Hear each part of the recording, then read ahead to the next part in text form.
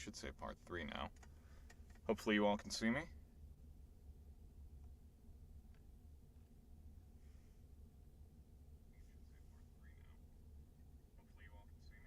Hold up my hand.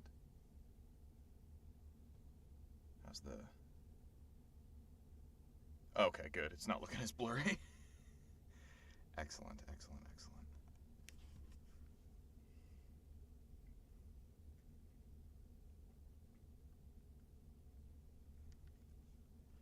Alrighty, everybody. I'm gonna wait for some of the, I see we have 3 viewers here. One of whom I think is actually me, because I have to have the stream open on one of the tabs to make sure that the video is showing properly. So, hello. There's my camera doing its uncooperative thing again.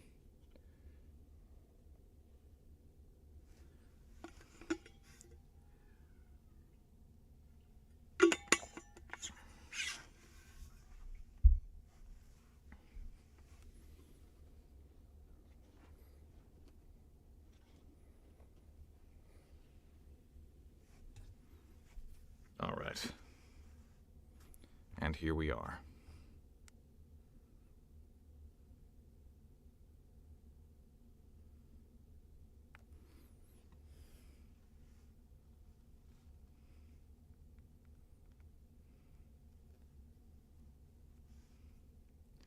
Hello.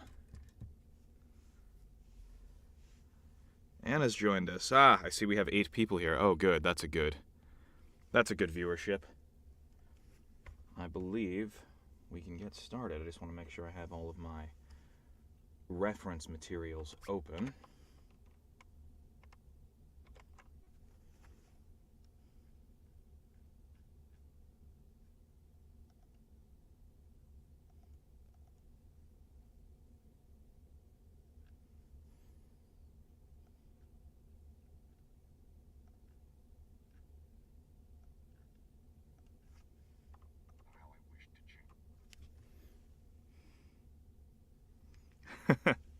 Did I just wake up?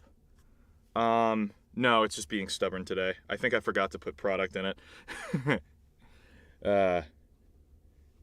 Yeah, my hair's not cooperating with me right now, but that's okay.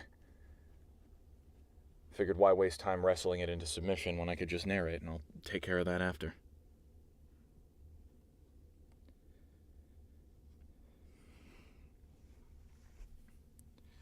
All right. Cool. Let's get the manuscript pulled up. Hello, everybody. Thank you for joining us for part 3 of the Behind Blue Eyes cold read series. This will be the 3rd and final cold read. After that, any future streams will take place on the Sound Booth Theater Discord server, which is linked in the description. I should also mention that the Alaskan Fire cold reads are now up on the platform. I'll be uploading the Behind Blue Eyes cold reads up to the engineers today, and those will go up on the Sound Booth Theater platform as well, so that will be cool. You'll have access to all of those. I believe Jeff mentioned he's going to be streaming some more cold reads as well in the near future, so keep an eye out for him. And yeah, beyond that, I know Annie, for exciting developments in the Behind Blue Eyes world, Annie is currently recording her lines as Nephilim as we speak. So that'll be exciting to hear how she's going to perform the character. You know, extremely talented. We're very happy to have her on board for this. So this is really cool to see this whole thing coming to life. I've been wanting to record this for a while, so to be able to do it with these guys is pretty freaking awesome. Alrighty. So, without further delay, let's do this. I always love that when I say without further delay, there's always an immediate tech delay. That's always fun. So, Dr. Emmerich.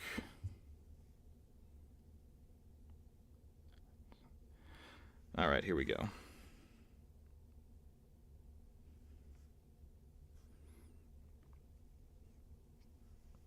Recording. Excellent. Everything's in good working order. Chapter 7. Glitches. It's something we've never seen before. Gotta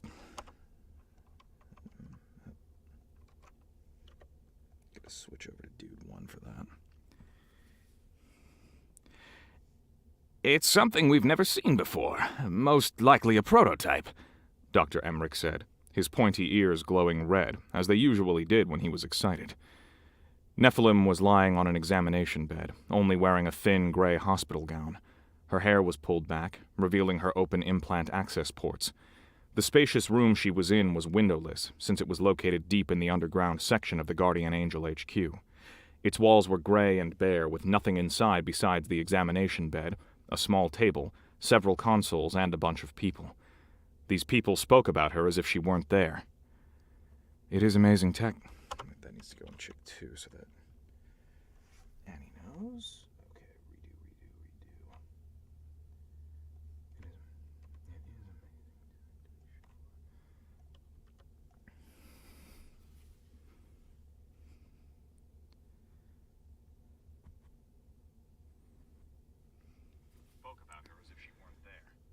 It is amazing tech, to be sure. The impact was incredible.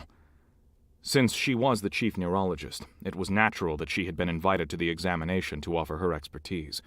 As always, she wore high heels, red lipstick, and a frosty attitude. Dr. Emmerich pointed at the projectile, which was lying on the table. It had been removed from Nephilim's arm, and was about the size of a quail's egg. A 3D hologram in front of the scientists displayed the details of the device. It's a genius concept, really. Dr. M.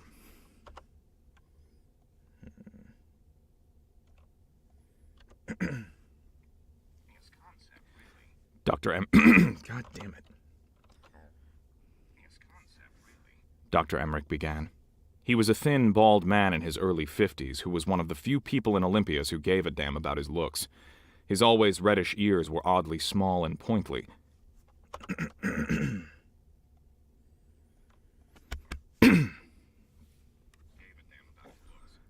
His always reddish ears were oddly small and pointy, which was why people called him Ugly Elf behind his back. However, this ugly elf had a beautiful mind, and he was the Guardian Angel's leading R&D scientist. This device is a high-velocity projectile, which means ordinary armor materials can't stop it.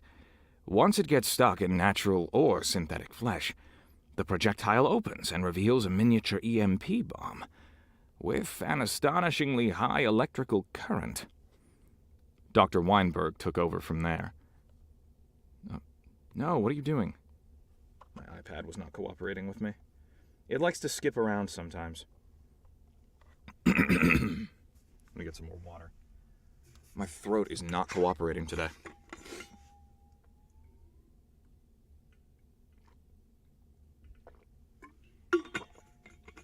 Tech is not the only equipment voice actors have to wrestle with. You do a surprising amount of wrestling with your own voice. Okay, here we go.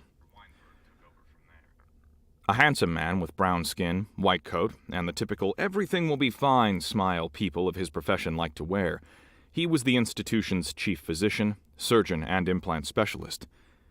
The reason why a small device is so effective against angels like we've seen on Nephilim here is that the electromagnetic impulse is infused directly into the body from within. It would be dangerous for a human, but for a cyborg, this is a devastating weapon. The impulse travels unhindered through the whole body, using the metallic parts and augmentations, creating an overload in all systems. When it reaches the brain, anything is possible, from a temporary shutdown and system failure, to brain damage or even death. So, this is a cyborg killer, Zephaniel stated. Until now, he had been listening quietly with his arms crossed. Dr. Weinberg nodded. You could say that, yes. Nephilim did not say anything. She had been told more than once how lucky she was to still be alive and functioning. There wasn't much she could contribute to the conversation, and no one was interested in what she had to say anyway. She was glad that this thing had been removed from her arm and the synthetic muscles were repaired. Even though she knew that the device had been harmless after firing its charge, it had still made her uneasy having it stuck in her body. The cut on her side had been treated too. It turned out to be much deeper than she had thought and felt when she was focused on battle. Doctors had glued it, and now she almost didn't feel like it was there. Glue was colloquial for a high-tech paste consisting of enzymes, silicates, and protein chains, which simulated natural coagulation and wound healing, on speed. It was applied.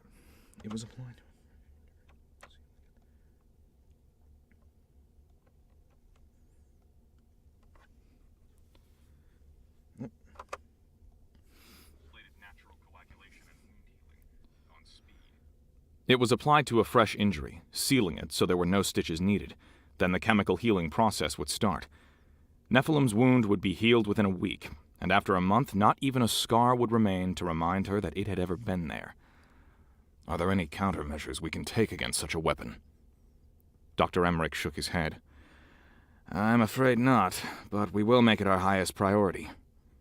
Until then, you better not get shot, Dr. Mendez said laconically. Zephaniel's eyes narrowed, and Nephilim noticed how much he resembled Metatron as he dealt with this situation. She wondered if it was intentional or subconscious. Thank you, Doctor. Your advice is invaluable, he said icily, then turned back to the group. What about the glitches? Now Nephilim was all ears. Finally, they had reached the topic which concerned her the most. All experts fell silent. Everyone seemed to hope one of the others would answer the question. I'm listening. Zephaniel wasn't willing to let them off the hook. I have no explanation. All implants appear to be working fine. Same here. All brain scans we did showed no anomalies. It doesn't seem she suffered any brain damage. Yet, the glitches are there. It was true. Although the incident was less than 24 hours ago, Nephilim felt fine again. Though headaches were gone, and internal systems indicated no malfunctions, what Zephaniel referred to as glitches were undeniable. Since the EMP attack, she had lost contact with the grid more than once. It usually lasted several hours. Then she was back online without being able to influence it. Well, there's not much we can do at the moment other than wait and see how things develop, Dr. Emmerich said. Because of the duration of the contact, loss seems to get shorter every time. I would assume the problem will solve itself given enough time. If not, we might need to replace some neural implants, which is risky, as we all know. We also could euthanize her, dissect her brain, and find out, Dr. Mendez suggested. After all, she's a defective unit, and therefore useless. No one is being euthanized here, a cold voice interrupted. Metatron had been leaning at the wall a few feet away, listening and watching. Now, as he stepped closer, the expressions on Dr. Emmerich's and Dr. Weinberg's faces clearly showed that they had almost forgotten he was there. Only Dr. Mendez stayed cool. If you geniuses need a guinea pig, find a pet shop. You will not conduct any experiments on an angel, ever. Are we clear? Of course, Dr. Weinberg said. Furthermore, it's me who decides usefulness here. The High Archangel interrupted him with a threatening undertone. We will do... Damn it. We'll do as Dr. Emmerich suggests.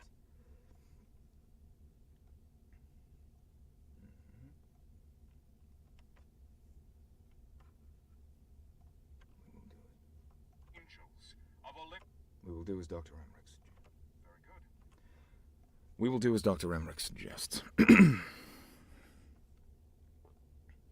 High Archangel interrupted him with a threatening undertone. We will do... Oh, I left a breath in there. Actually, you know what? I'm gonna go back. Do that whole exchange again.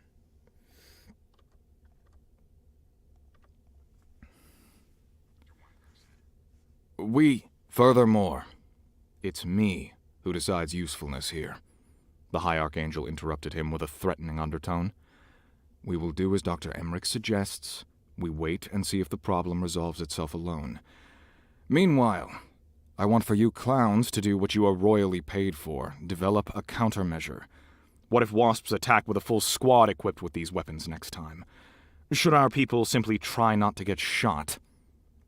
He glanced at Dr. Mendez, and even her confidence seemingly shrank as she stared to the floor. As you say. A thin smile flashed across Zephaniel's lips. I also want this pistol and its projectile reverse-engineered ASAP, since we have been fortunate enough to get our hands on it. If they have it, we should have it too. And a full team is going to develop countermeasures against that new cloaking system they have. I want us to be able to spot them before they decapitate our soldiers, Metatron continued with a calm yet chilling voice. Besides, if Togbuo Jiang can develop such a system, why can't we? Well... Why can't we? Why can't we?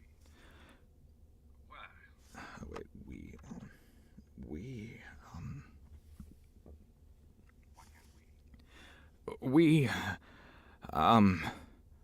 Dr. Emmerich's reddish ears had now grown pale, same as his face.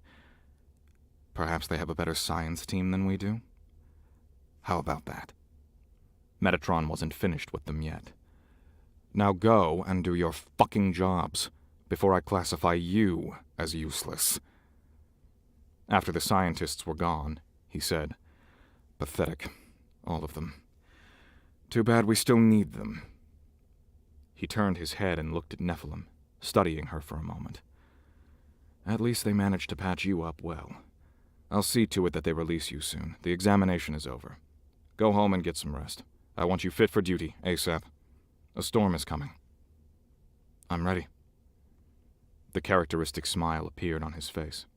He moved closer and caressed her cheek with the back of his hand.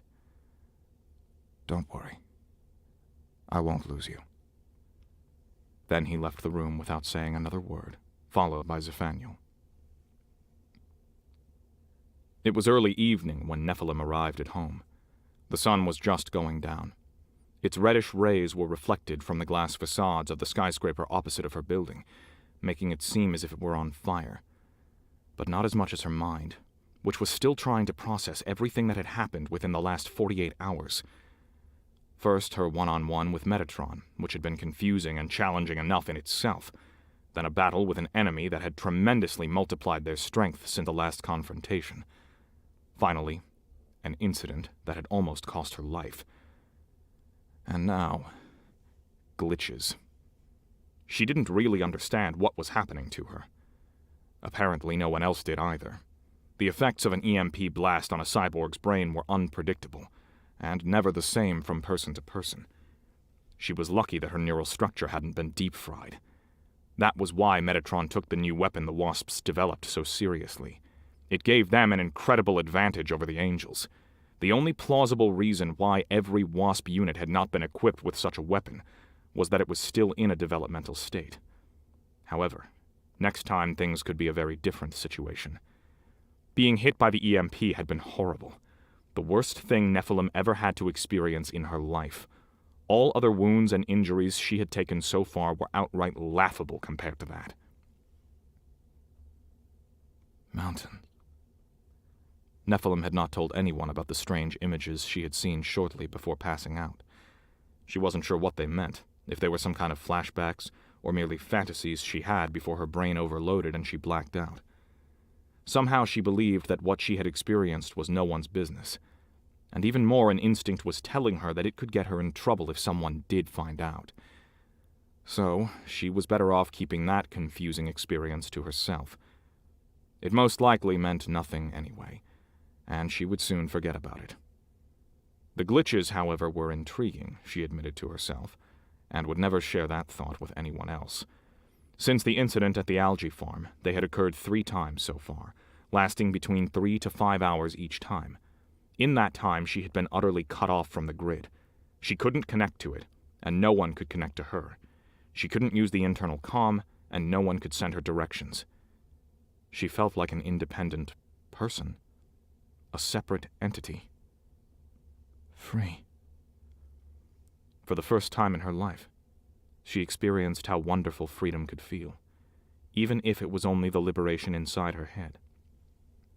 No voices talking to her. No constant information flow. Just enjoying the silence.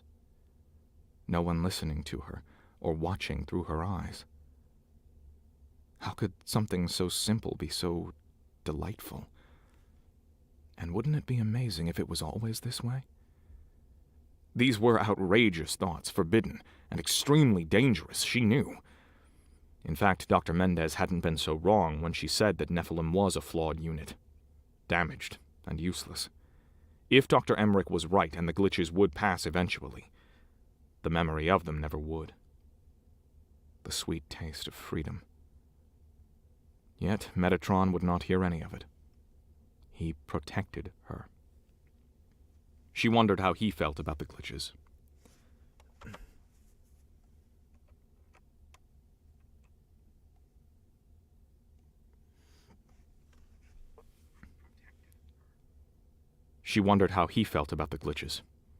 He hadn't openly discussed it or shown any type of reaction, but she was certain that her connection losses bothered him more than anyone else. It meant that he had lost control, and he hated few things more than that, if anything. He had no choice but to accept it, at least for the time being. She smiled at this thought. For now, everything was back to normal and functioning properly. Nephilim was connected to the grid, and her life wasn't hers. She needed to distract herself and stop thinking. It wasn't good for her. She decided to take a long, hot shower first. It usually helped her to relax. She got rid of her clothes and walked into the bathroom. Here, she stood naked in front of the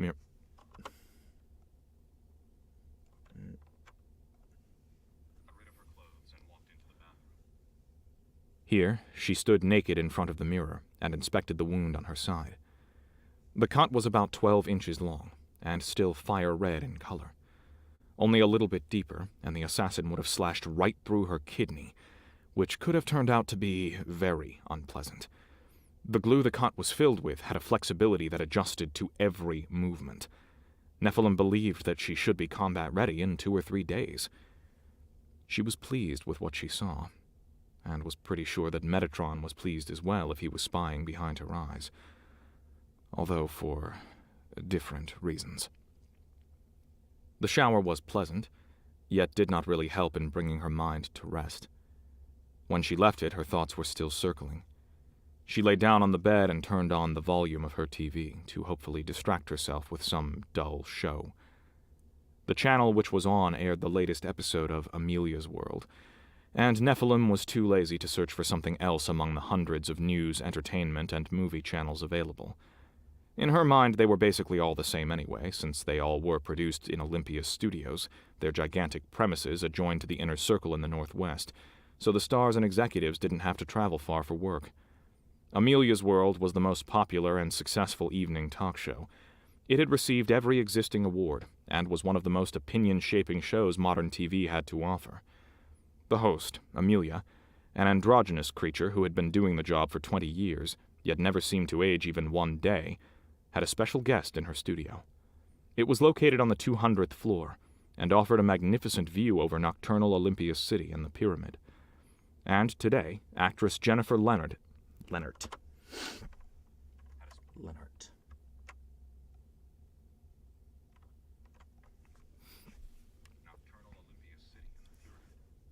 And today, actress Jennifer Leonard had been invited to have a chat and promote her new movie. Why I Go would have its premiere in a few days, and was lauded as the most artistically valuable movie of the year, a hot candidate for the Icarus Award, the most prestigious award the entertainment industry had to offer. Leonard herself already had 2 golden Icarus statues at home, and would probably bring home a 3rd for her role in this masterpiece. Being only 31 years old, she was playing a 55-year-old woman who makes the decision to be put to sleep before age or disease could even start bothering her. After showing the trailer and some scenes which demonstrated the actress's full potential, the 2 women started talking about the right age for the final step, which was still discussed controversially. Leonard stated that actually no age was too young, since it was everyone's free will and choice, and no one was entitled to tell people what they did with their bodies, or force them to live if they did not want to. It was inhumane. She could personally relate to the character quite well, as it was always better to leave the party as long as it was still fun, and not when everyone was wasted and tired. The audience cheered and applauded. Amelia agreed, saying that she couldn't imagine anything worse than discovering that she had grown old and undesirable. Nephilim was bored.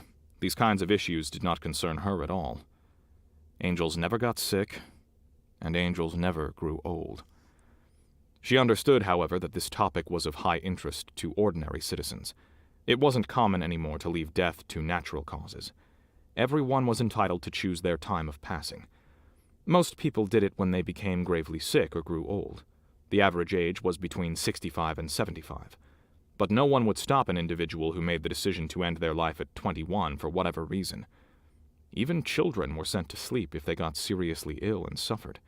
Euthanasia was performed in a very humane and painless way.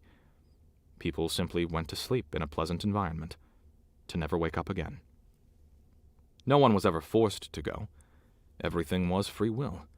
After all, who wanted to grow old, ugly, sick, and useless, living in memories instead of participating in all the joy Olympias had to offer, a burden instead of a productive part of society? That was suffering. And who in their right mind wanted to experience that? Especially since there was no place for old people, no families who could take care of them. It was so much better to go with dignity. Of course, sometimes people clung to life anyway, against all reason. Then they needed persuasion from specialists, who made clear to them that it was in their best interest not to continue living. The angels didn't do such jobs. They had more important duties. A special unit of social service workers was assigned to those cases. Human remains were usually put to good use, since everyone agreed that burying them would have been a waste of resources.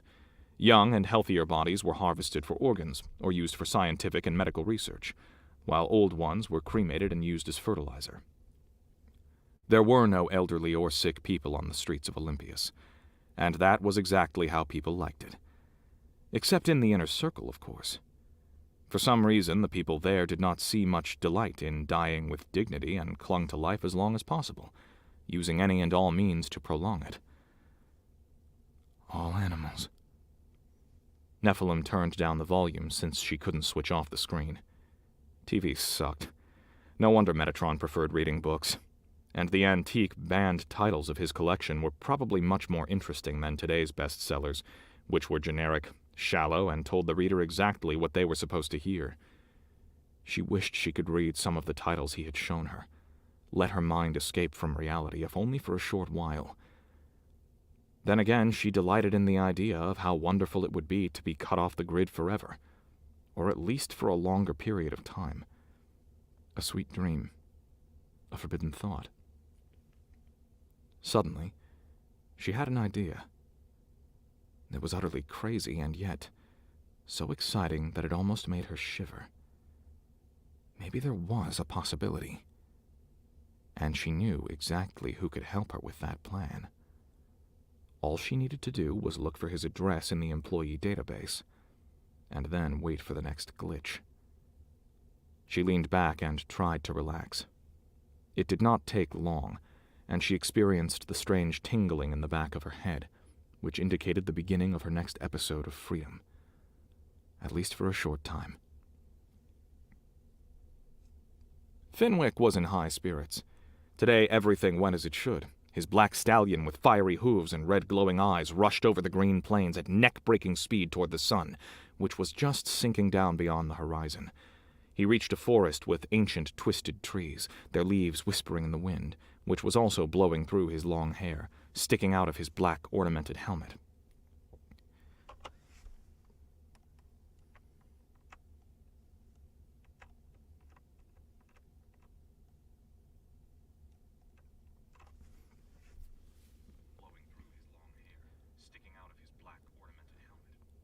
He heard a howling close by, and the music rose to a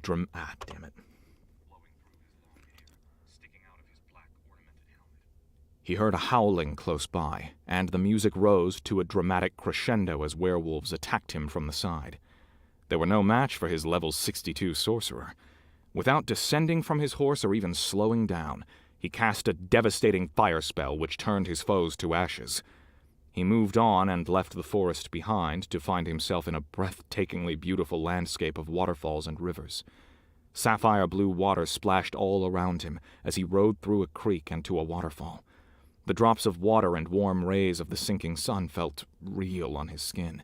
He could smell the fresh flowers on the shore of the creek, and a distant thunder indicated an upcoming storm.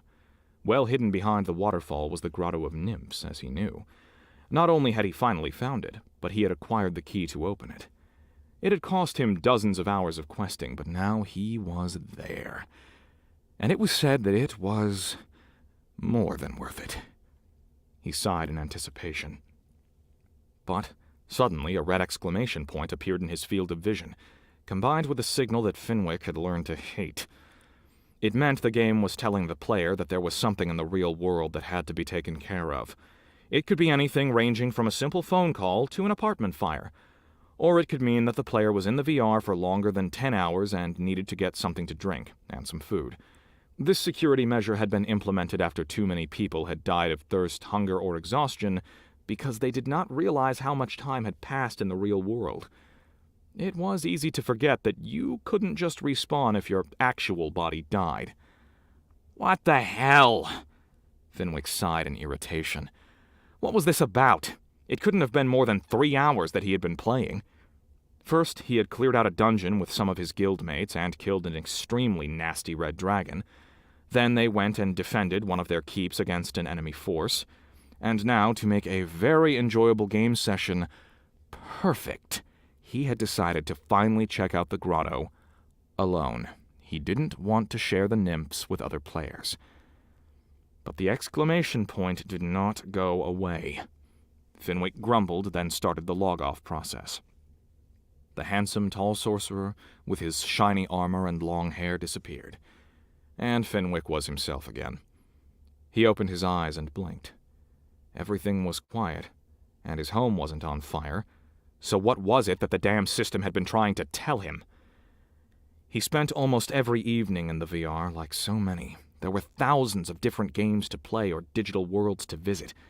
Something for every taste, from fantasy role-playing games where you could travel to distant places, times, or planets, to the weirdest sex fantasies. Anything was possible, and there were no limits in the VR. A simple neural implant allowed one to enter, and the necessary hardware console could be installed into every apartment. But it was a costly way to spend time, for every virtual world cost a membership fee, and there was no limit on how much players could spend in-game on equipment, clothes, houses, and whatever they wanted to acquire in the virtual world of their choice. Fenwick had memberships in several games and virtual worlds, including sex-based ones, where he could live all the fantasies he would never dare to fulfill in real life. His job paid well enough to make it easily affordable. However, his favorite VR place was the game he had just been interrupted from playing, The Scrolls of the Ancients. It was an MMORPG in a gigantic, beautifully designed fantasy setting, populated with every imaginable fantastic creature and monster, where thousands of players could go on heroic quests together or fight each other in epic battles. In this world, Fenwick was a hero, a badass, who not only could face the most dangerous monsters, but also hook up with the most beautiful women. Even if many were guys in real life, he didn't care. Finally, it became clear what had drawn him from the game at such an inconvenient moment. His doorbell had rung. Someone was at the door. He unplugged the device from the implant port on his temple and sat up. "What the hell?" he repeated.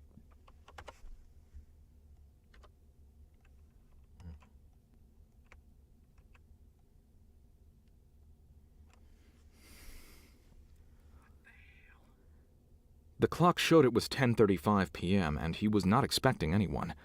Not to mention that he usually didn't get any visitors at all. And the robo-delivery man had brought his pizza more than 2 hours ago, so who could it be? A sudden insight made his blood freeze.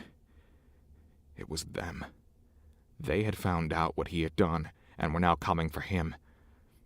It was exactly how they did it. They came in the middle of the night and made people disappear. Oh, no, no, no. He was momentarily so paralyzed with fear he could hardly breathe.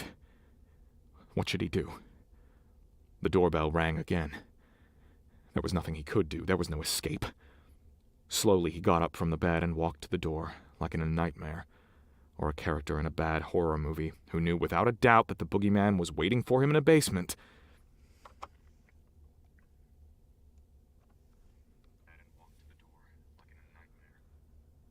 Or a character in a bad horror movie who knew without a doubt that the boogeyman was waiting for him in the basement, but still went down there. His hand felt as if it belonged to someone else as it carefully activated the mechanism that unlocked the door. When he saw who was standing there, his heart almost stopped, and his jaw dropped. It wasn't the boogeyman, and it wasn't a killer squad coming for him. It was her. "Hi," Nephilim said. "I hope I didn't wake you." It took him a while before he could answer. "Was this a dream?" No, not at all. It's nice to see you." She smiled, and he felt like melting away while his legs turned to jelly. "May I come in?" "Yes, of course."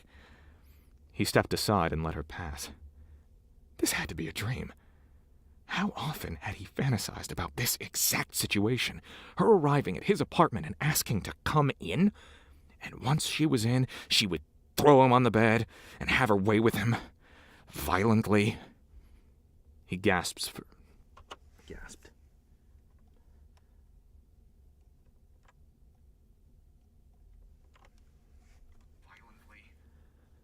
He gasped for air as he closed the door while she inspected his place.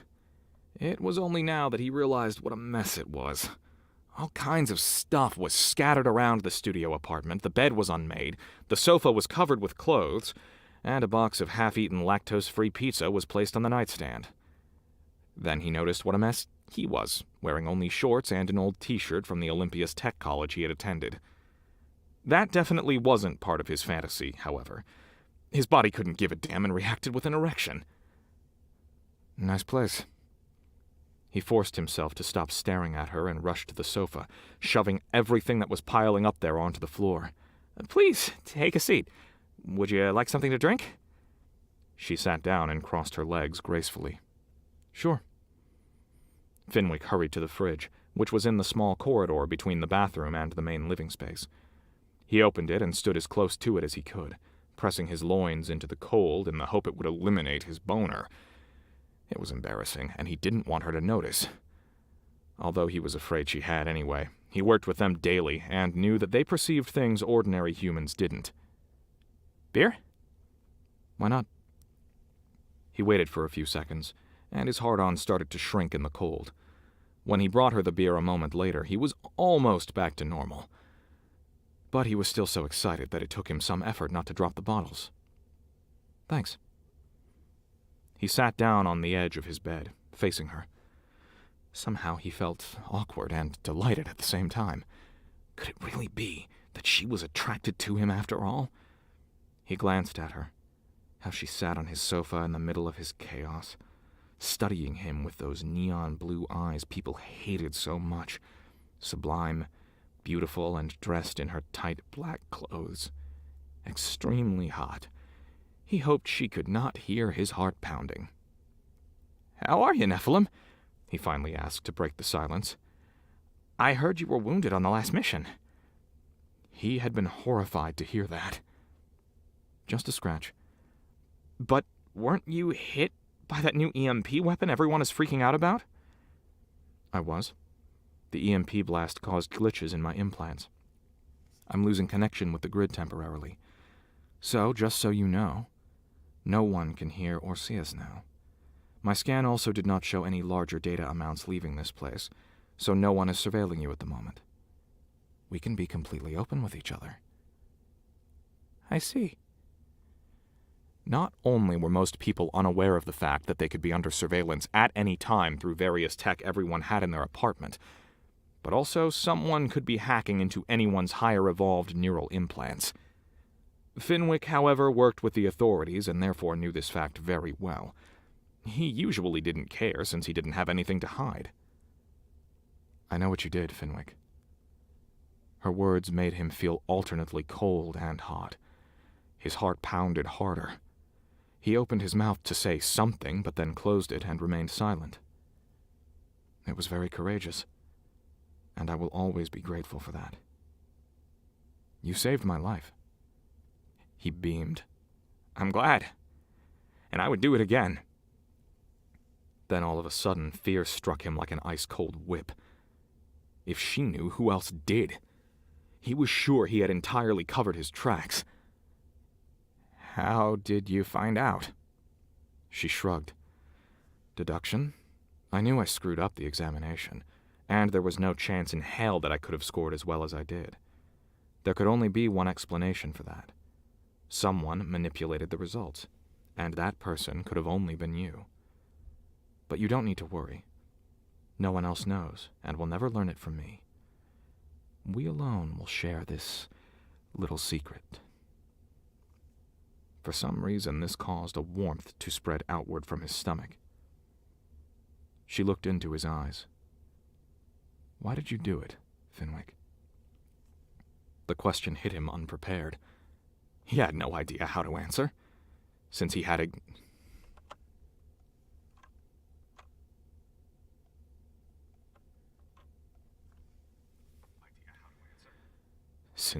no idea exactly why he had done it in the first place. To win her appreciation and affection? To get laid?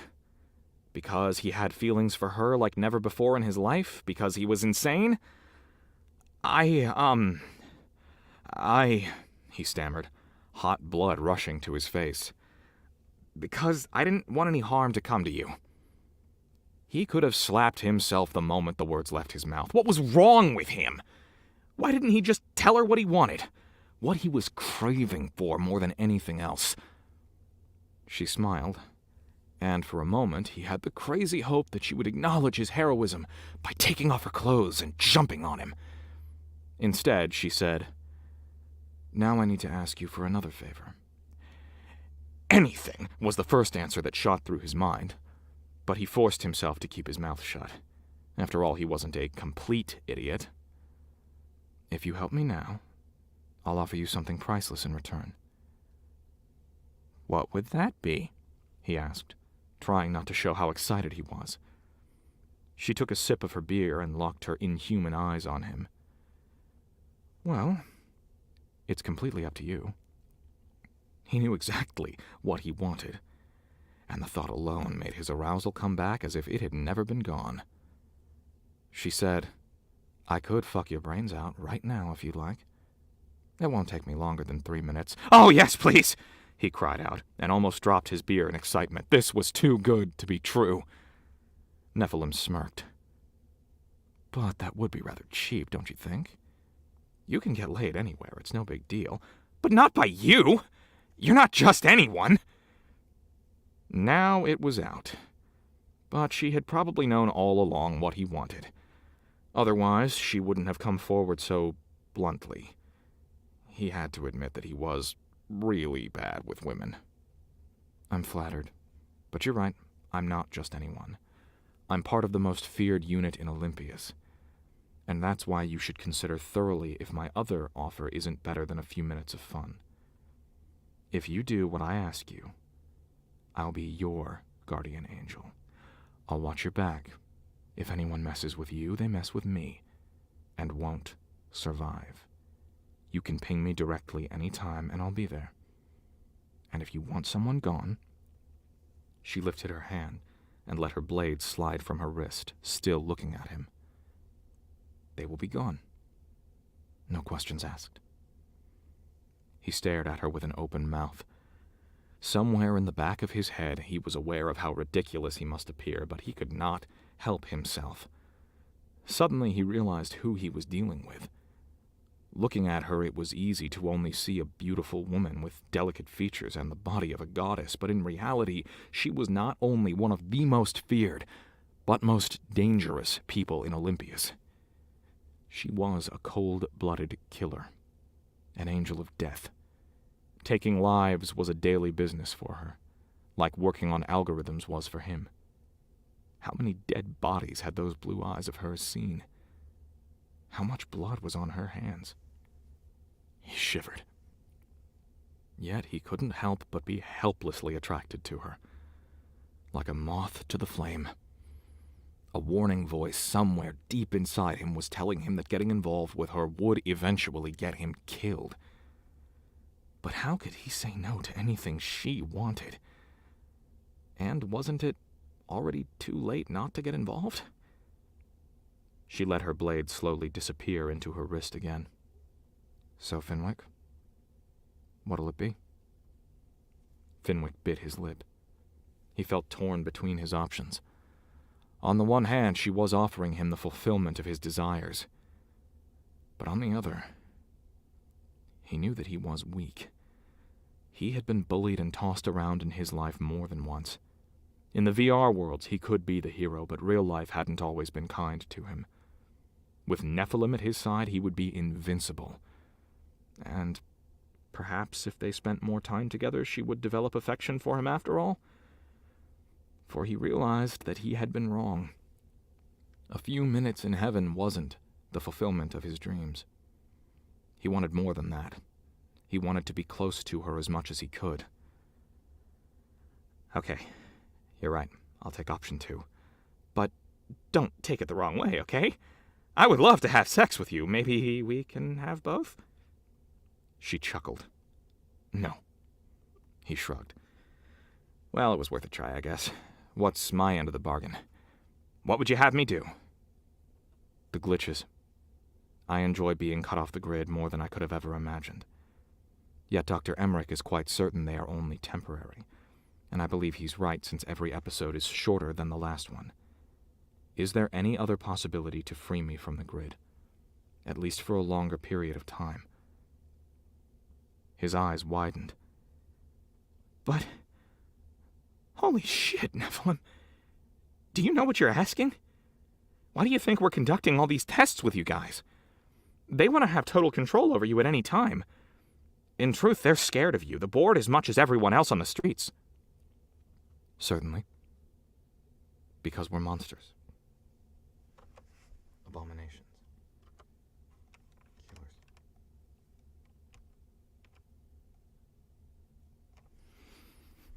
Certainly. Because we're monsters. Abominations. Killers. What about you? Are you scared of me? He shook his head. No, of course not. But Nephilim, if they even suspect you're going rogue, they'll kill you. I know. She smiled.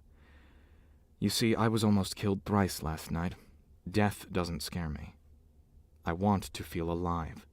Be myself, be free. Even if it's just for a short time. So tell me, is it possible to get what I want? And can you help me? It should be. As far as I know, there's a device on the black market. A tiny piece of hardware that can be attached to a neural implant. It simulates to the grid that you're sleeping, which means you won't get any unnecessary signals. And there are likewise no visual or noise impulses. But in truth, you're awake, and practically invisible. It's used by people who want to outsmart tracking devices, and is, as you can imagine, highly illegal. I could probably modify one for you, so it won't get detected as long as no one takes a deep scan of your implants. Her smile widened, and she almost seemed like an excited little girl. Okay, let's do it then. He lifted his hands. Wait, I don't have such a device here. I need to acquire it first, which won't be easy. Then I need to modify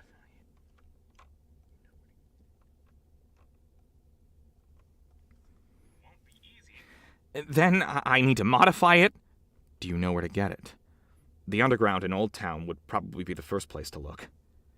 She jumped up. Okay, let's go.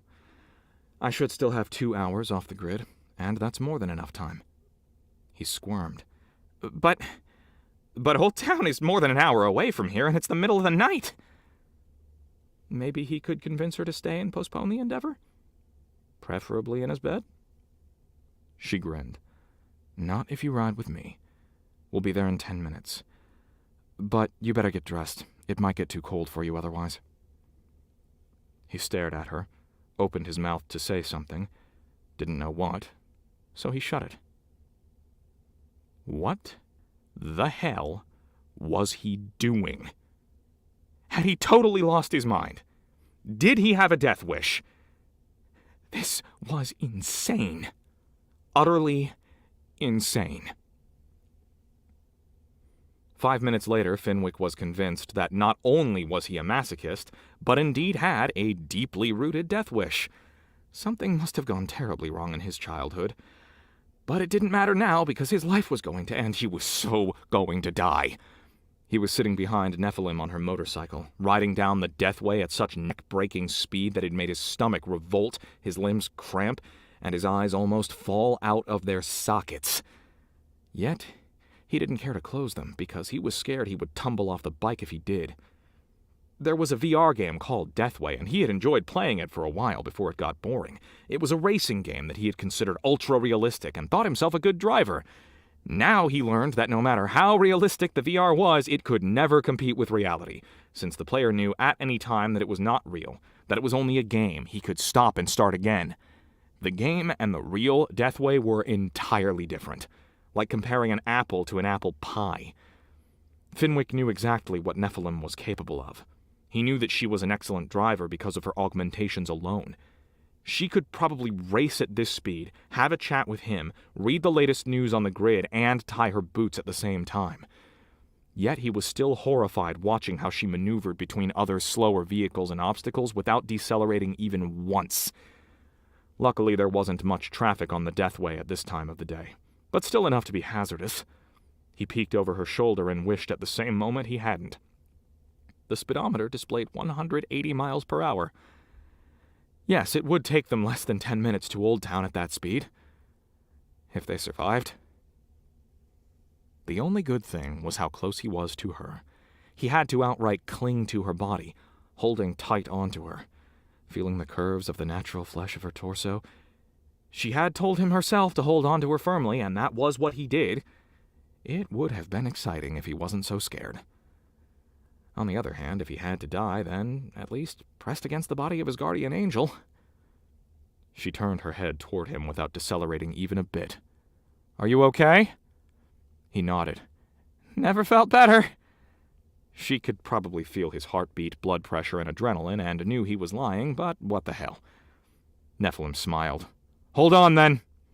He did, hugging her closer as she accelerated more and drove maneuvers he had thought impossible. At least for normal humans, she was such a badass. And all of a sudden, he knew that he could and should trust her unconditionally. The fear disappeared, as if it had never been there, and he started to enjoy his hellish ride on the Deathway. After all, no one he knew could say they had ever experienced anything like it. 5 minutes later, Nephilim took the ramp down toward Old Town and continued with moderate speed on the streets below. Fenwick felt a tingling in his face after the cold and merciless airstream had tortured his cheeks during the high-speed ride. He was excited and almost euphoric to still be alive. He exploited the opportunity to remain snuggled against Nephilim, even though there was no need for that now. The Old Town district buzzed with life at this time of day. Many people roamed the streets for business or recreational purposes. Flashy holograms and 3D ads were vying for attention and trying to lure potential customers into hotspots, offering many kinds of entertainment, in various shades of shadiness. Fenwick wasn't the type who enjoyed nightlife often, and if he did, it certainly wasn't in Old Town, so he was fascinated to see a side of Olympias he hadn't known before. A few minutes later, Nephilim drove into a small, dark side street behind a base building. "Here we are." Fenwick looked around. Here? The whole place appeared rather untrustworthy and shabby. She pointed at a door a few feet away. "That's a back door, but it will lead you right to the main stairs of the underground's main tunnel. You'll hopefully find what we need there." He stared at her. "Me? You're not coming?" Nephilim shook her head. "I was in a raid here the other day, and chances are high that someone might recognize me, which would be counterproductive. You're trying to acquire something illegal. I doubt anyone would be willing to sell you anything if you stroll the stalls with an angel in tow." Fear crept up his spine again, grasping his heart. He was only strong when she was around. How pathetic was that? She smiled. No worries. You're not alone. I'll monitor you from here at all times. If anything should happen, I'll be there within seconds. If anyone messes with you, they mess with me. Remember? He returned her smile. Oh, wait, whoa. How pathetic was that? I recorded that in the wrong track. She smiled.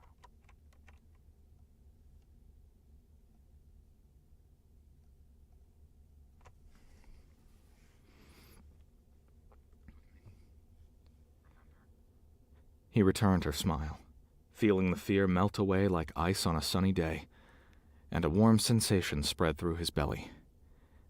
Okay. One more thing.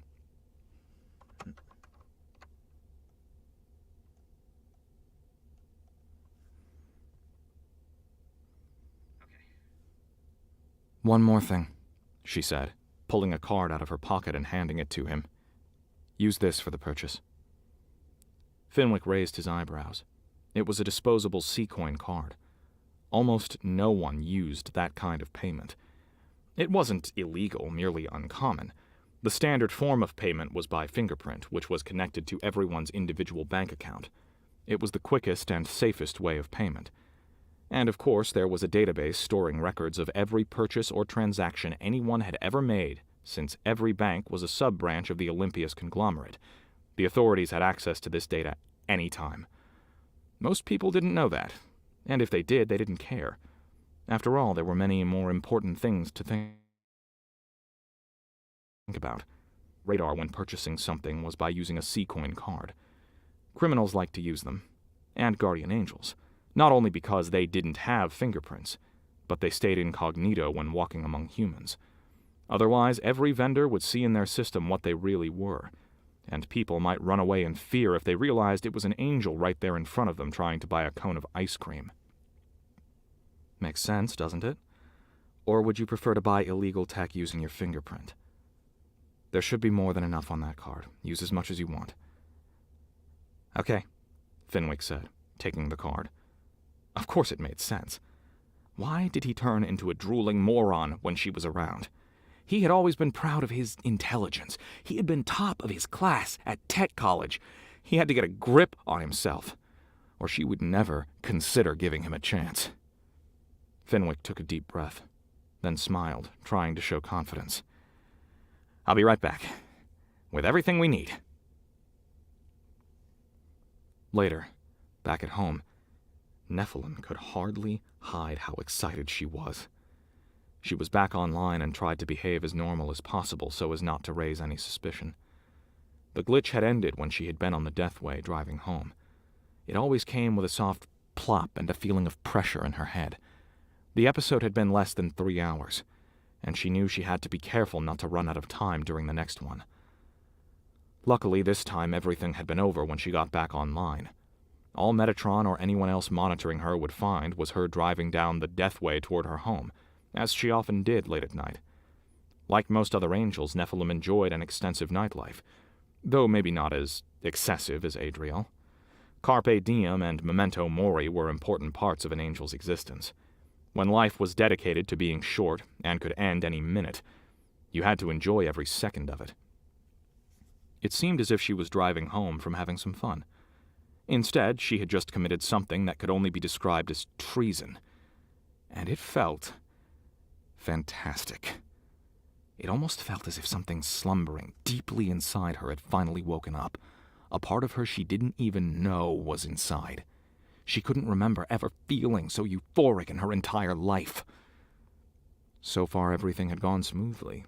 It had taken Fenwick not even 20 minutes to find what he needed. Obviously, he looked so unsuspicious that every dealer of illegal...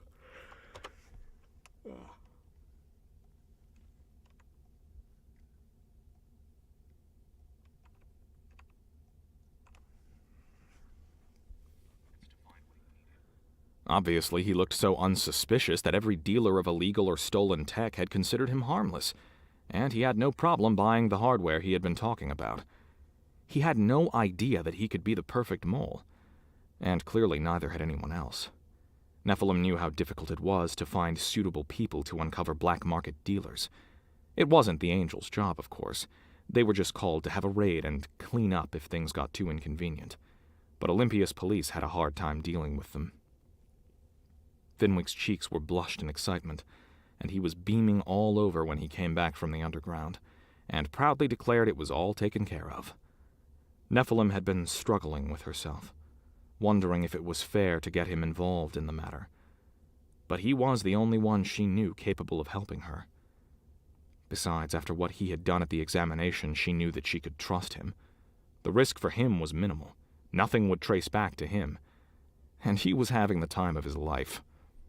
When she brought him back to his apartment and arranged to see him the following night so he could integrate the hardware into her implant, his eyes sparkled with excitement and happiness. He was so much into her that she could have easily taken advantage of it. She could have promised him sex, and he would have done anything she wanted. When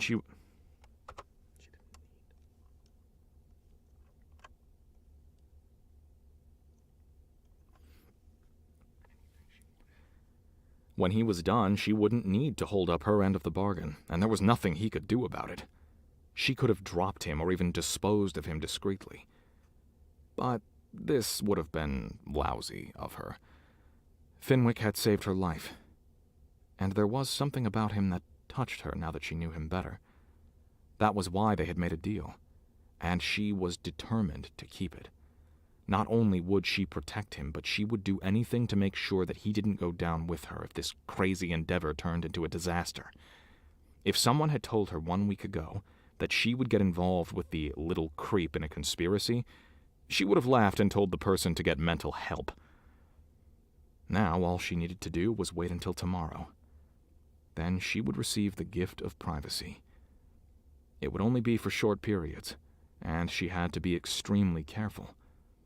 But soon she would be able to decide herself when she wanted to slip off the grid, and needn't rely on random glitches to do it for her. She knew that it was crazy. Fenwick was right. They would kill her if they found out. Metatron would probably take it personally and kill her himself. She couldn't even blame him. He was offering her something every other angel dreamed of. And she thanked him by going rogue. If you want to keep a secret, you must also hide it from yourself. That was what she needed to do. If she wanted to start escaping the grid during the night, she had to hide any trace of it during the day when her eyes were open. She needed to hide anything suspicious from herself when she was online. And she had to start right now. Nephilim took off her clothes, went to the bathroom where she spent a good while inspecting herself in the mirror, showered, and went to bed.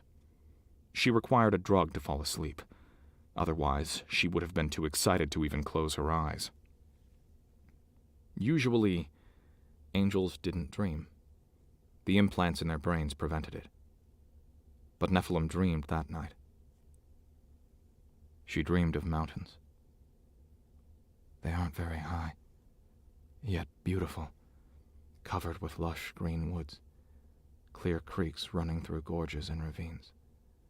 And there's a river, fresh, cool water falling down a steep slope. She goes into the water with her feet and notices how tiny they are. So are her hands. She isn't herself, she's a child, a little girl. Turning her head, she sees a village close by, wooden houses spread over a clearing, hidden by the vast forest all around. Everything gets blurry for a second. Then she sits inside a house, at a table, her feet dangling from the chair, too short to reach the floor. Vegetables on the plate.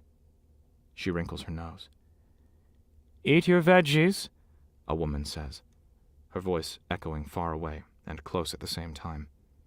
And familiar. So sweet. They just start escaping the grid. Angels didn't dream. She dreamed. And familiar.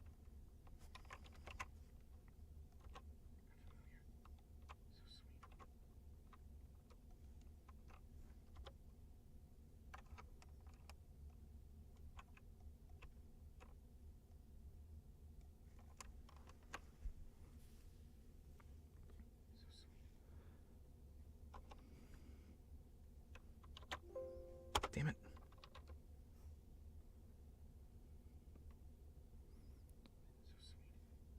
or you'll go bald like your dad." She giggles. The woman comes closer and kisses her on the cheek. The scent of her hair, so wonderful and unique. The woman smiles. She's so pretty. Black hair framing a delicate face with almond-shaped eyes. Happiness. Warmth. Lightning. Outside the window in the darkness. She's sitting in her bed, crying. But she's not alone. Big hands are holding her. She's cuddling against someone's chest, wetting his shirt with her tears. "It's just a storm," a soft male voice says. "There's no need to be afraid. I'm here." "But there are monsters out there," she cries. "Evil monsters, with glowing blue eyes. They want to kill us." The hand stops stroking her.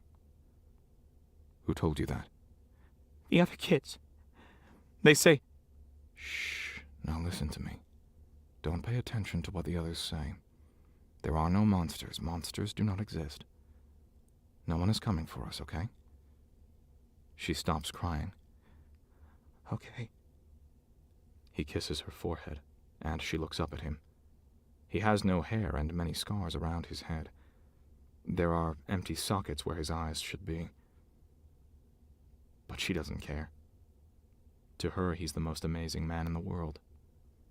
"I will never let anything happen to you and your mom," he says. "Now go to sleep before we wake her, okay? You know she hates that." She giggles, then hugs him close. "I love you, Daddy." Everything gets blurry again, and she stands in front of a mirror. The face of her 5-year-old self is looking back at her. She feels an itch on her skull and scratches. A huge tuft of her hair comes out in her hand.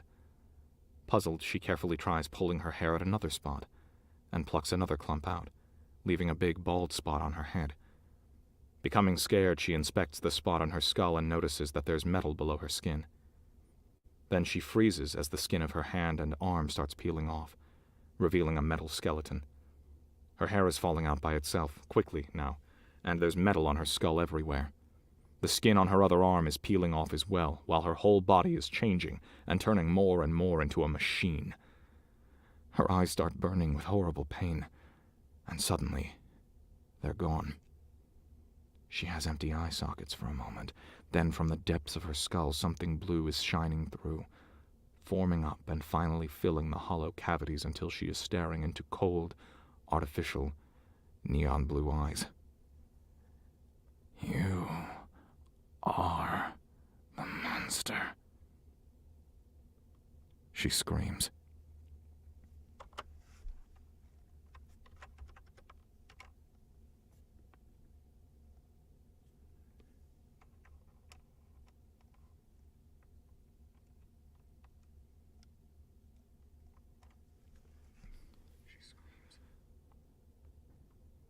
Oh, the hell?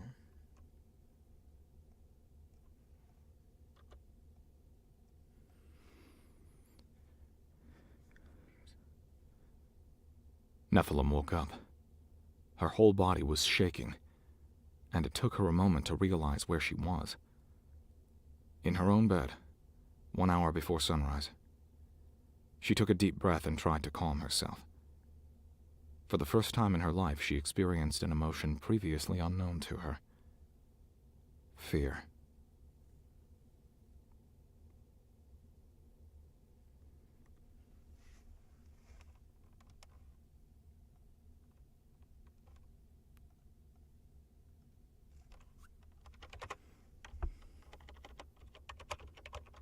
Beautiful. Alrighty.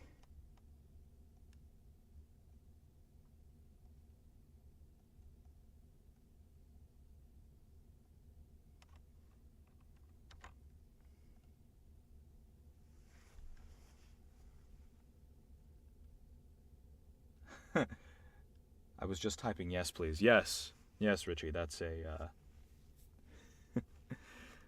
that's a great scene. Oh.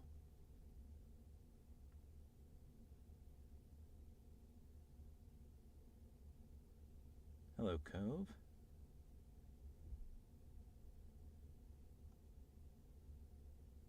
Hello, Anna.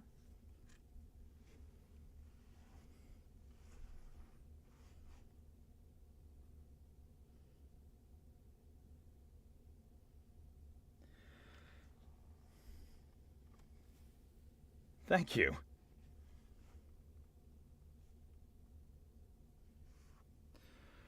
Man, I gotta get some water after that. Still, though, not bad time. What do we got? We made it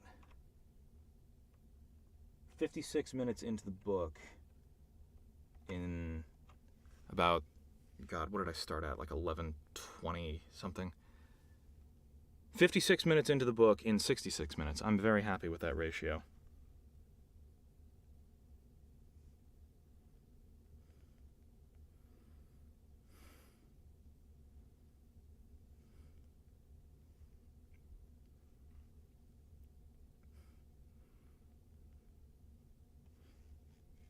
All right.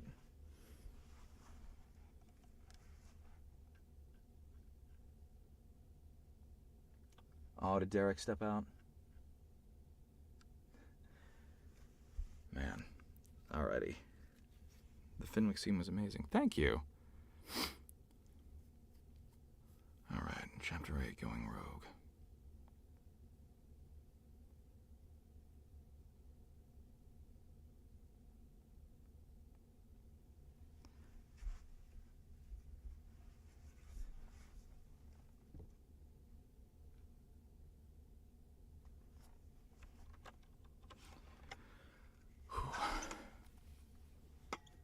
God, this is so much easier to work inside since I got those ventilators in my booth to work.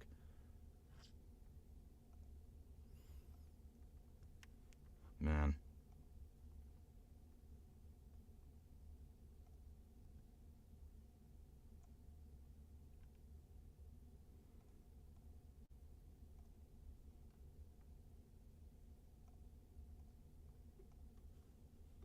Alright. It appears 2 new people have joined us. Hello. I don't see the names, but, Thank you. Glad to have you here.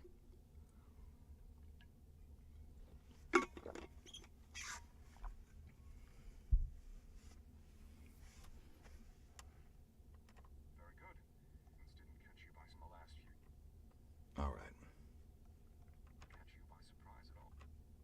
Catch you by surprise at all. Okay. Going Rogue, Chapter 8. Let's do this.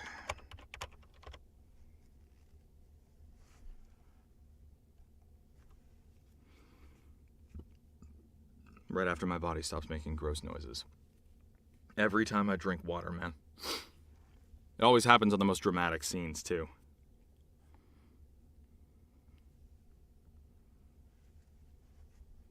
Chapter 8. Going Rogue. Nephilim was summoned to Metatron's office first thing in the morning, right after arriving at HQ. Walking down the gloomy corridor to the double doors, she could not help but feel uneasy. Could it be that he had already noticed her betrayal even before it really started? No, it couldn't be. She tried to calm herself. If she didn't make a careless mistake and reveal herself, he would have no possible way of noticing anything. She was perfectly cool and self-controlled when she entered his office. The High Archangel stood by the window and was gazing at the pyramid, a cup of coffee in his hand. Angels did not need caffeine in the morning to battle sleepiness. Their neural implants brought their brains online from sleep mode to the highest performance within seconds. They could easily stay awake for 48 hours if they wanted, or be content with only a few hours of sleep per night for weeks without showing any drop in efficiency. Therefore, Metatron's fondness for coffee was purely out of pleasure. Actually a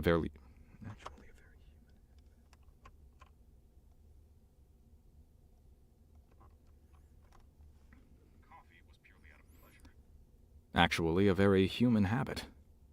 He turned his head and watched her approach before he spoke. Nephilim, I hope you're doing better. He did not tell her to sit down, so she stopped a few feet before him and stood there. "I am. Thank you for your concern. I appreciate it very much."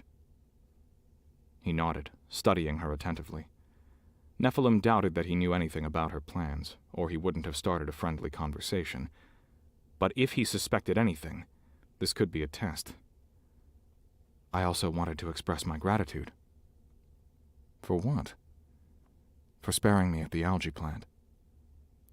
He tilted his head, and his characteristic smile appeared on his lips. "I enjoy your gratitude. But don't you think sparing you and sacrificing Kushiel instead was a matter of course in this situation?" Nephilim remembered how the rookie looked at her before he ran off with the bomb. He died so she could live. And he had only been 17 years old. She nodded. "It was." "And why is that, Nephilim?" "Because he was expendable." Metatron took a sip of his coffee. "Exactly. He was only a rookie, nothing special. We have many like him. Maybe he would have been a great asset in time, maybe not. The only regrettable matter is that we couldn't salvage any parts from him. There was nothing left.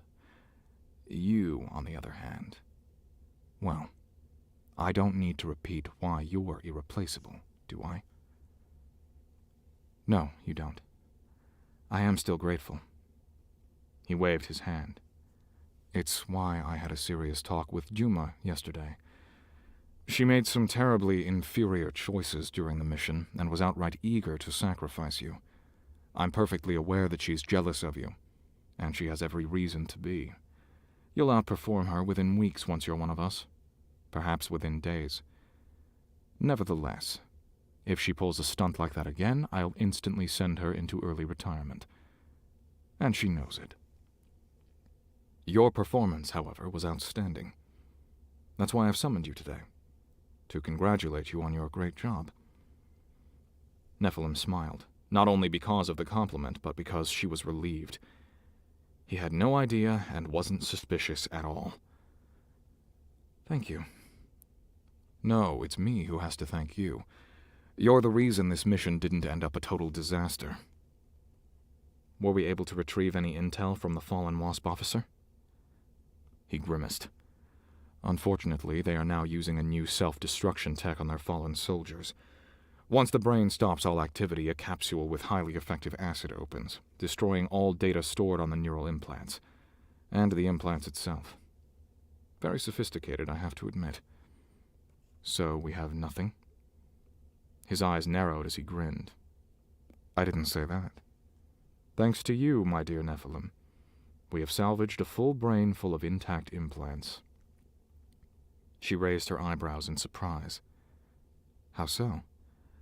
"The wasp you killed in the water. Apparently the salt water prevented the acid capsule from opening. Our experts are decoding the data stored in the brain as we speak." "I'm glad."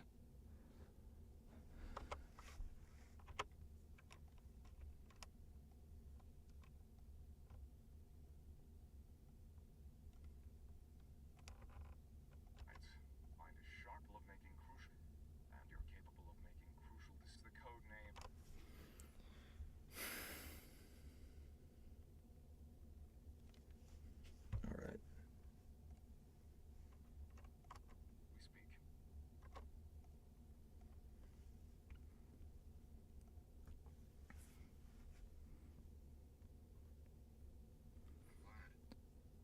We desperately need the data.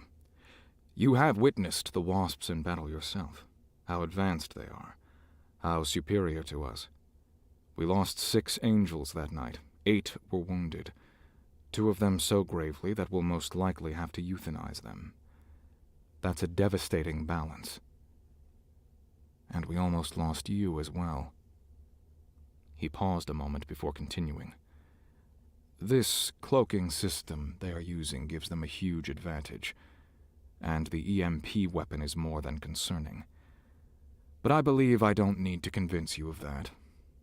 If we don't upgrade quickly, next time they'll crush us." Nephilim kept silent. This was bad news indeed. On the other hand, she realized that he shared his thoughts with her, which was flattering in a way.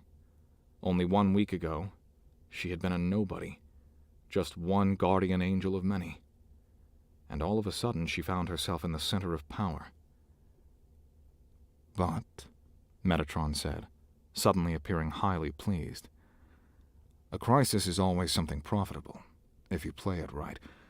I've talked to the board and they are very concerned. I've convinced them that countermeasures are crucial for Olympias' survival. They'll raise our funds by 30%, effective immediately.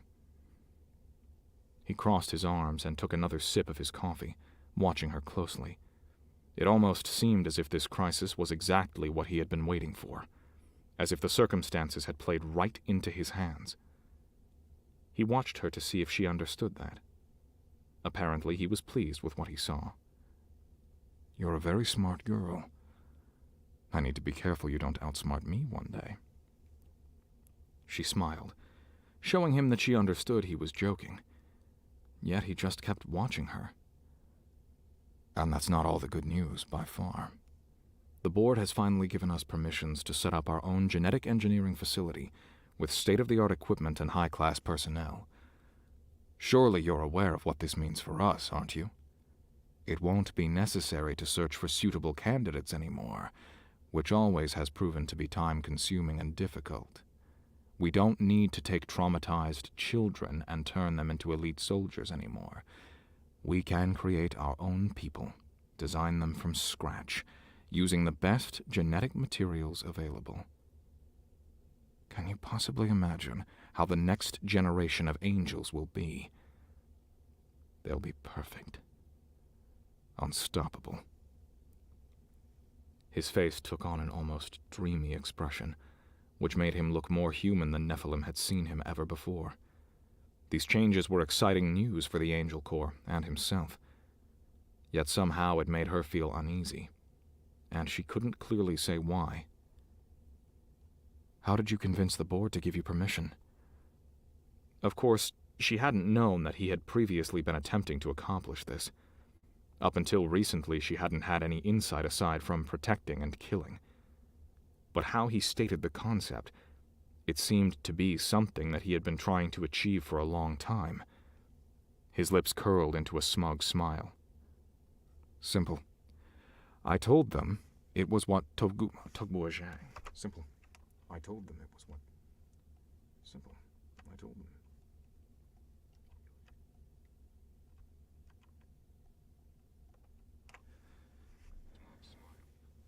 Simple. I told them it was what Togbuajang had been doing for years, and that we would lose in the long run if we didn't upgrade eventually. This latest attack has made them nervous, and they are having some internal power struggles at the moment. They have that from time to time, trying to backstab each other or dethrone the CEO to replace them with someone else. They're like a pack of hyenas, feeding on their own whenever it suits them. So, it was the perfect time to scare the shit out of them and play them against one another. He took a sip of his coffee and kept studying her, the smile still on his face. Nephilim could not help but feel fascinated.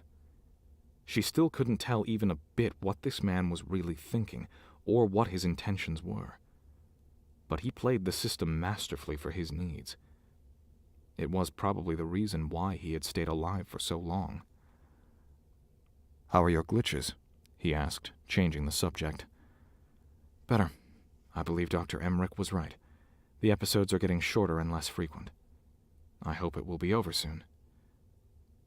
How does it feel to be cut off the grid? She frowned. Odd. Very unfamiliar. As if I couldn't use one of my senses anymore. I feel relieved every time I get back online.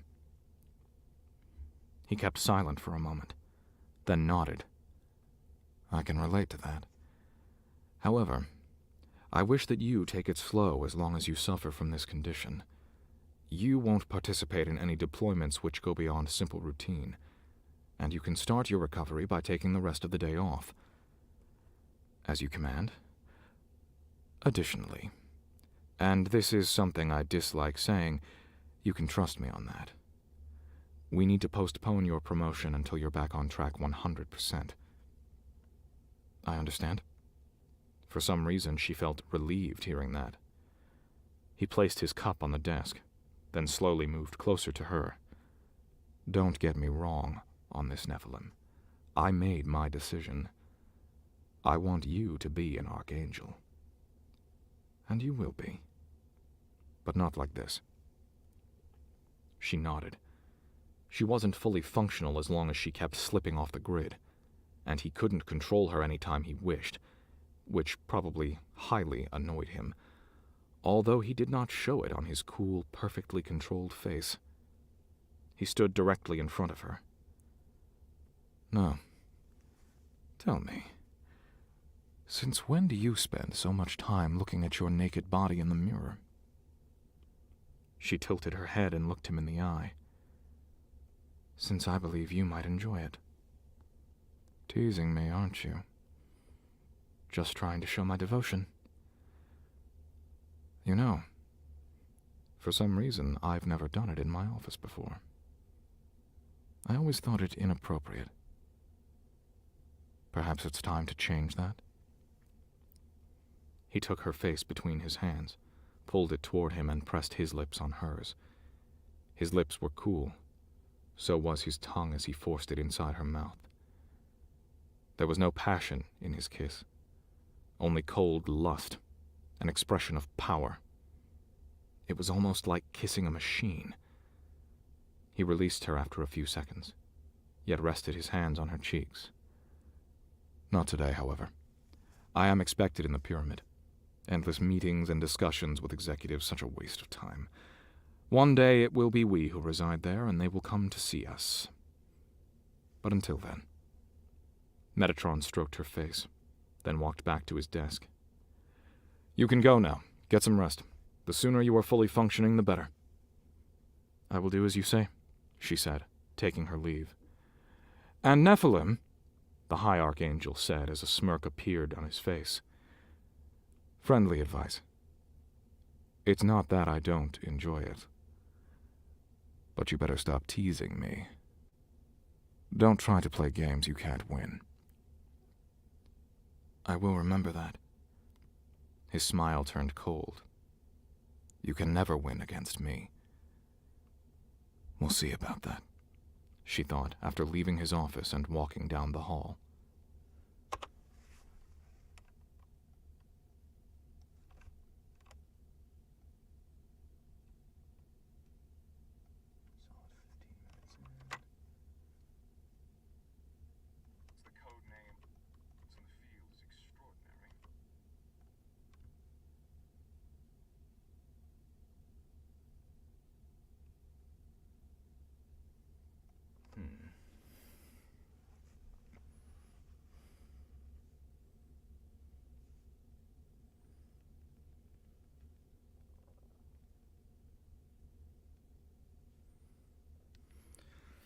Let me get some water. My throat's really drying out. It is not cooperating with me today. Let me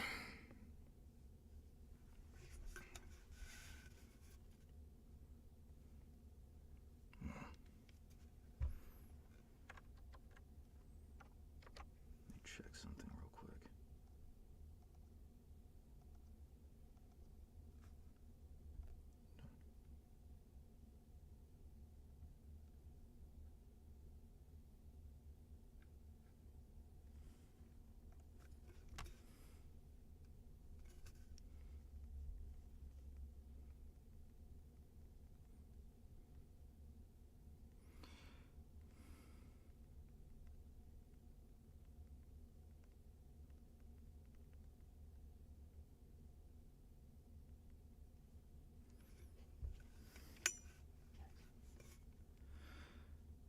All right.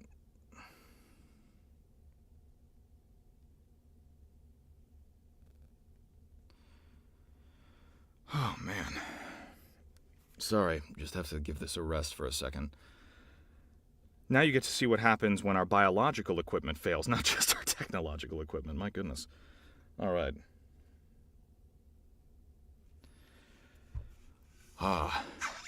You can even hear it in my voice now.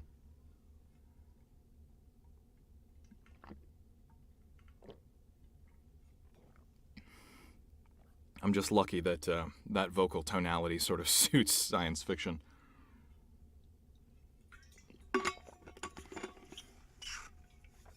All right.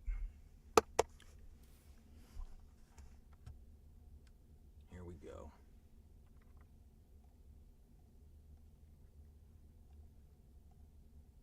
Open logs. Oh, wait.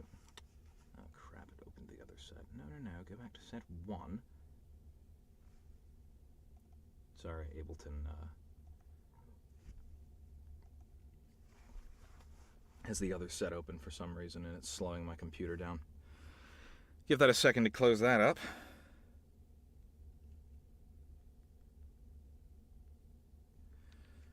All right. Come on. There we go. Okay, now we're back. So we're going down the hall. And here we go. What the heck? Ah. The day turned out to feel like an eternity. Nephilim wasn't used to having so much time to herself. Normally, angels didn't get any kind of vacation or days off. Neither did they know a free weekend. Their duty was 7 days a week, 365 days a year. From since before they could remember until death. So even under normal circumstances, it would have been very unfamiliar for Nephilim to remain idle a whole day. But in this situation, it was outright torture. She could hardly sit still and wait until it finally became evening, or until her next glitch episode occurred. She was excited like never before in her life. But she did not dare to work out or go for a ride. Metatron had commanded her to stay put for the rest of the day, and she would obey.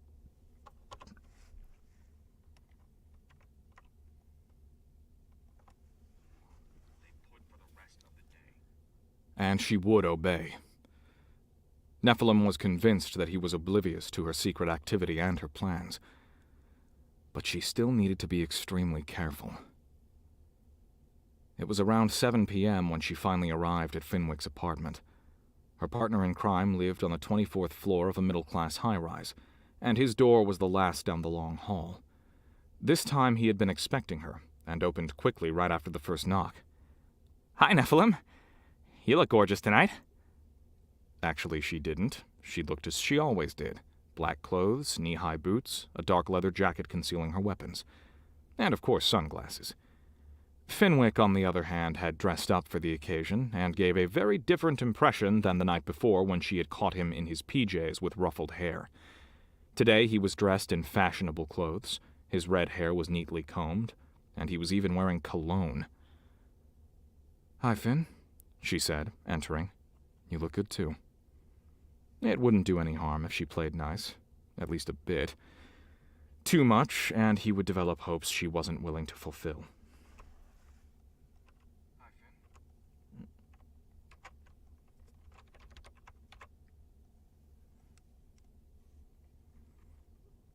She said, entering.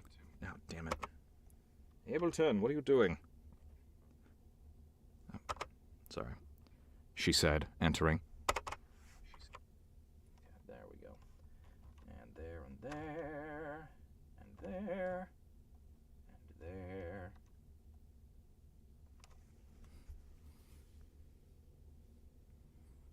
Develop hopes she wasn't willing to fulfill. He beamed. "Thank you. Would you like something to drink?" She shook her head. "I'm afraid there's no time for that. My current glitch will most likely last for only 2 hours, maybe less. I want to be out of here when I go back online. Otherwise, you might get in trouble. And that's the last thing I want." "I understand." The disappointment in his voice was unmistakable. "Do you have what I need?" "I do. I started working on it right away when you left yesterday, and it took me almost all night, but I wanted it to be perfect, and it is." She smiled at him, and he blushed. "I'm glad. Can you implement it now?" "Of course. I've already prepared everything. I know this might sound weird, but can you lie down on the bed, please?" Nephilim noticed how different the place looked compared to last night. When she was here yesterday, Fenwick's apartment was one chaotic mess. making her wonder how it was possible for a human being to live here, and if he ever found anything once it got swallowed by the chaos. Today, the place was tidy and clean, and would have even looked nice if it wasn't for all the geeky stuff spread around as decoration. The bed was thoroughly made and covered with a plastic tarp. A small bright lamp was shining right on it. Several instruments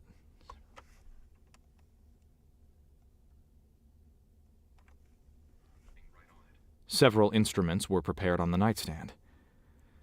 "Don't worry, I know how to take care of myself," Nephilim said, lying down and placing her head under the lamp. Fenwick laughed. "Oh, yes, you do."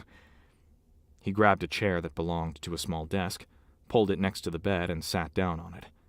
Then he put on a headband with an attached lamp.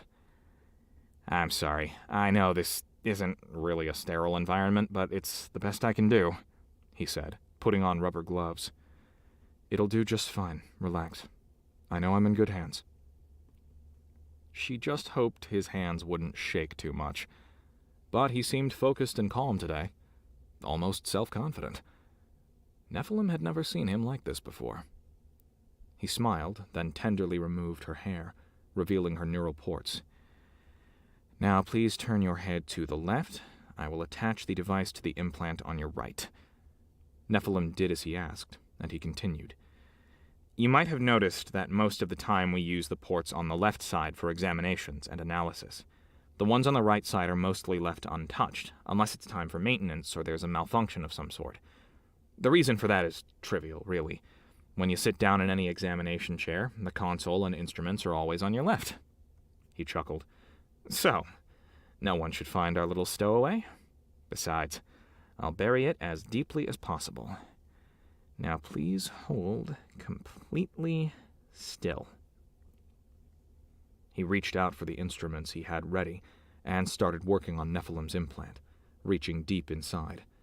Nephilim knew that she was taking a grave risk here, not only because she was doing something that would get her killed for treason, but because one mistake from Fenwick could ruin her implants. This could lead to malfunctions, brain damage, or in the worst instance, death. But she was certain that her confidence in him was justified. After all, he worked with Angel implants on a daily basis, and he knew his job well. Mistakes weren't tolerated when working in the Guardian Angel's HQ. Besides, he would never do anything to harm her. Fenwick's hands were perfectly steady as he worked on her, and Nephilim's sensors showed that all his vital functions were steady. Something had changed in him. Maybe living a real adventure for once in his life instead of playing pretend in the VR was good for him. After a few minutes, he showed her a tiny piece of semi-transparent hardware, which he held in precision tweezers. "This is it. Your last chance to bail out before I put it in." "I'm ready." He moved the tweezers with the device into her implant and started installing it. "By the way, when I adjusted it for your needs, I also checked it for any kind of virus or malware. There was nothing there, but I cleaned it up anyway, as thoroughly as it can be done. You are 100% safe, but please don't say thank you now. It would move your head too much." Nephilim didn't. It touched her how much he cared. He was a strange little man, but she was genuinely starting to like him, and she would never let anything happen to him. "Okay," he said a few minutes later. "It's all done and looks good to me. I'm closing the port now." This was a simple routine procedure and only took him a moment. Then he carefully pulled her hair back in place, and if it hadn't been for her eyes, she would have appeared perfectly human again. His eyes were gleaming when he looked down at her. Obviously, he was very pleased with his own work. But there was also pure and honest affection in his gaze. "You should be able to access the device over your night activity protocols. There you can activate and deactivate it, but I strongly advise you to test it when you're home and pretending to go to sleep." Nephilim focused on the artificial part of her brain and accessed the mentioned protocols. "I see it. Everything seems to have integrated flawlessly with my system. Wow. The system didn't even notice that there have been any changes made. That's brilliant. He looked to the side. To the side.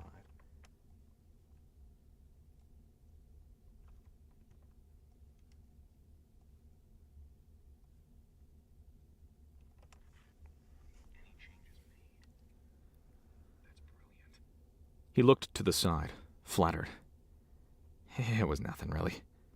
She sat up. Thanks for your help. You can't possibly know how much this means to me. Suddenly, he looked miserable. I only hope that I didn't sign your death sentence by doing this. I tried to hide it as well as possible, but I can't guarantee they won't find it eventually. Nephilim smiled. Don't be concerned about me. And whatever happens, it wasn't your fault. It was my choice. I can remove it any time you want if you change your mind. Thank you. She got up. I need to go now. Already? Don't you want to stay for just a bit longer? She shook her head. Another time, maybe. For now, it'll be safer for you this way. Nephilim walked to the door, and he followed her, visibly crestfallen. She opened the door, but then turned back to him. Finn, you did me a great favor tonight, and I will always be grateful. You're a genius, and if anyone ever claims anything else, they will have to take it up with me. Okay? He smiled, and her sensors noticed his heart pounding heavily. Okay. She leaned down and kissed him on the cheek. Thank you. The skin on his cheek turned hot the instant her lips touched it. Nephilim turned around and left the apartment. When she walked down the hall, her sensors indicated that he was standing in the door, watching her go. She turned her head one more time. Remember, I got your back. Always. Nephilim would have never believed how good this felt. Something so simple. Freedom. Being able to make her own decisions. Being able to do whatever she desired. No restraints, no rules, no control. No one watching her. A sweet peace in her head. Just being alone, spending time with herself. It had been a desire she wasn't even aware she'd had until she'd experienced it through her glitches. Now she knew deep inside it had probably always been there. The escape from control through the glitches had been a pleasant experience, but no comparison to what she felt now. She felt truly alive. She had managed to reach home before the latest glitch episode ended, which was fortunate. That way it would seem as if she had never left her apartment. Shortly after she was back online, she prepared herself for bed, although it wasn't even 10 p.m., and therefore extremely early for her habits. But since she was on sick leave and commanded to take it slow, it seemed only fitting. She went to bed and into night mode, and then activated Finwick's device. It worked perfectly, exactly as he had predicted. The device simulated sleep mode, and the grid shut off. As far as the main system in the HQ was concerned, she was sleeping in her bed until she switched the device off. It was indeed brilliant. She got up from her bed, dressed, and went out into the night. At first, she was a little overwhelmed. She had the entire night to herself, not just a few hours. She needed to be home and in bed before sunrise and her usual waking time, which gave her almost 7 hours. What should she do? The possibilities were endless. She decided to let herself drift through the nightlife of Olympias and see where the journey would take her. There was no rush. There was no destination.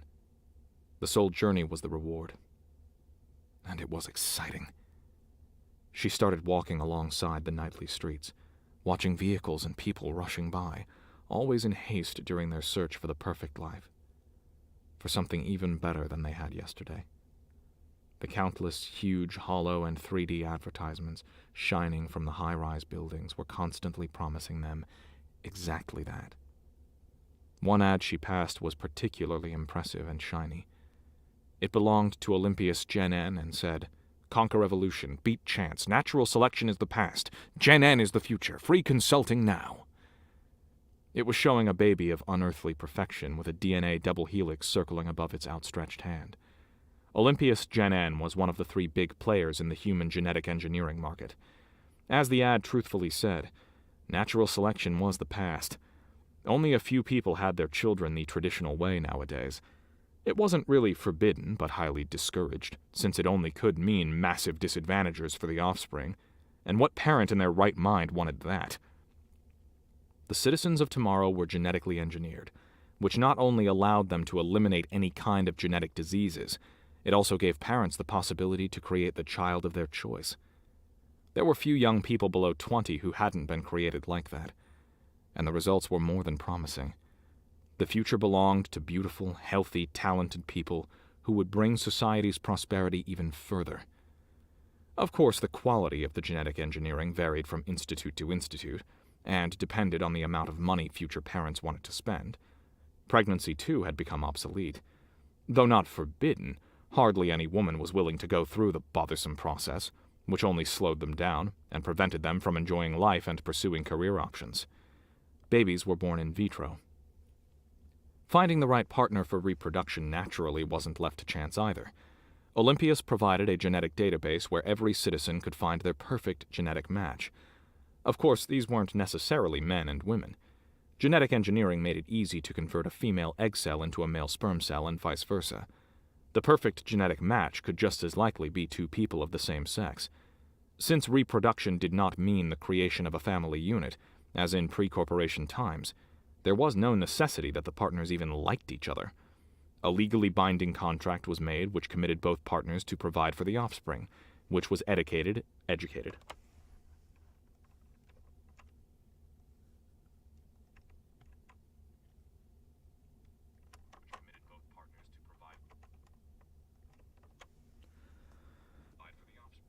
Which was educated in dedicated facilities after birth. I slurred that. Which was educated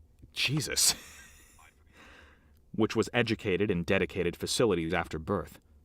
After all, no one wanted to be restrained in pursuing their way of life. Parents were, of course, allowed to visit any time, and were even encouraged to celebrate birthdays or public holidays, such as the founding of the new era, together. It was a perfect system, one which provided benefits to everyone. Usually, Nephilim would have ignored the screaming ad, since reproduction wasn't an option for angels anyway. You know what, I'm gonna go back and redo that ad then. Partners to provide for the Olympias Gen N and said, one ad she passed was particularly impressive. It belonged to Olympias, was showing a baby of unearthly perfection with a DNA past. Gen N is the future. Conquer evolution. Make that a little more Professor Membrane, if anybody remembers that one. I was an Invader Zim kid growing up. That was like my favorite cartoon.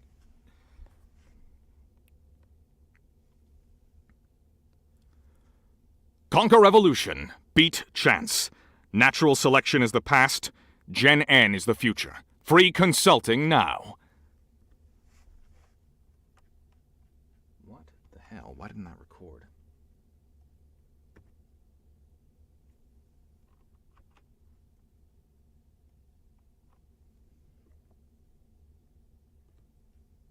Alright, I guess I'll just record that in the thought track and drop it into the speaker track. 'Cause it's not cooperating with me.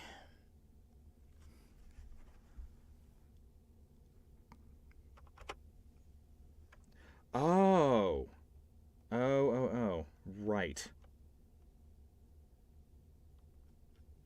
That would help. I figured it out. We're good. Okay. Conquer evolution. Beat chance. Natural selection is the past. Gen N is the future. Free consulting now.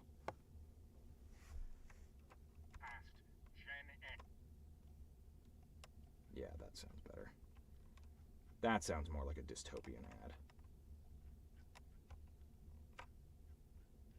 Let me just make sure I slot that in neatly. This is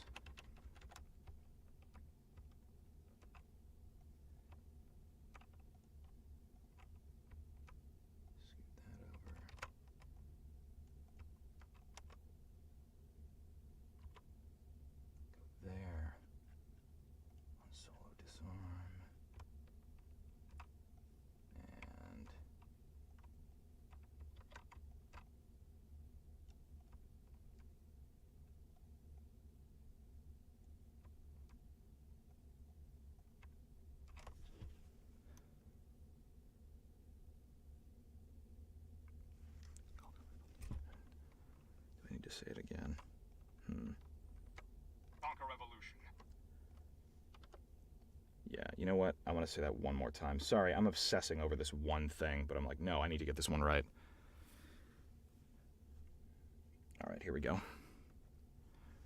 Conquer evolution. Beat chance. Natural selection is the past.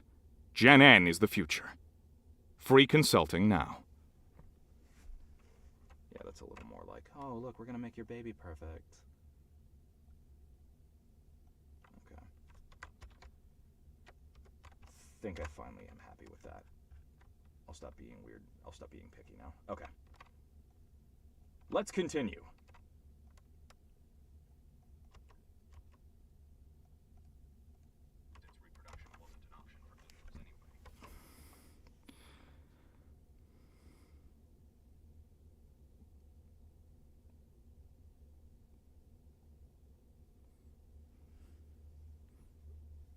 Since reproduction wasn't an option for angels anyway. But tonight, it had woken her attention after what Metatron had said. Soon the Angel HQ would have its own facility like this. And the High Archangel was right. The possibilities were endless. Considering the spectacular abilities the Angels showed today, because of their training and augmentations, what would they be capable of if they had been specifically designed for the job from the beginning? Her train of thought then, for some reason, made her think of the previous night's dream. Was it really a dream? Angels weren't supposed to dream, and she couldn't remember ever having dreamed before in her entire life. Could it be true that the EMP shock had caused greater damage to her brain than it seemed? Or had it been a memory? Of her childhood? Her parents? This was even more impossible. Like every other angel, her memories had been completely erased when she was recruited for as a child. This was necessary, so the angels did not feel any other attachments other than to the core. Their lives practically started the day their training and education began. Nephilim couldn't remember anything before the age of 6. Yet the dream had felt so real. So true, so horrifying. It was plausible that she was the natural child of some outcasts. That was a common way a child ended up in the core.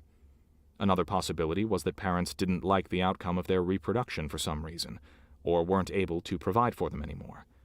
They were then entitled to sell their offspring to the corporation.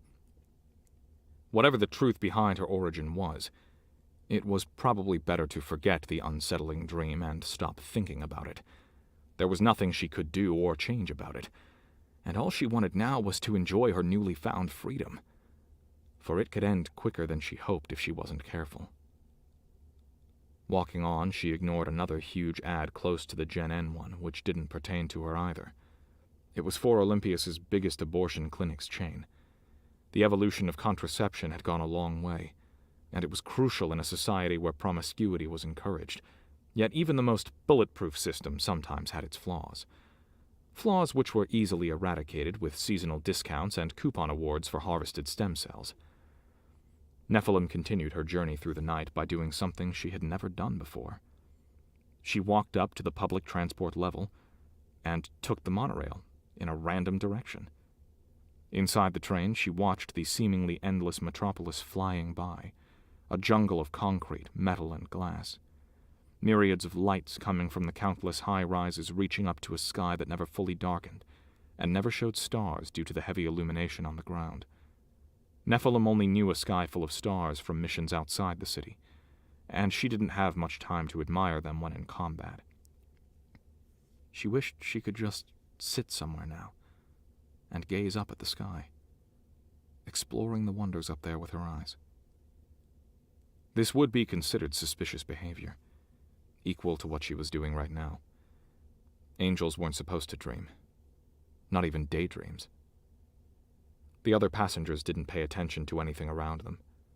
They were busy with themselves, staring into the hollow glasses that projected everything they needed right in front of their faces. It provided access to the grid. They could update their statuses, take calls, or message other people. Nephilim wondered if anyone would notice if she took off her glasses. The train stopped, and she exited without knowing.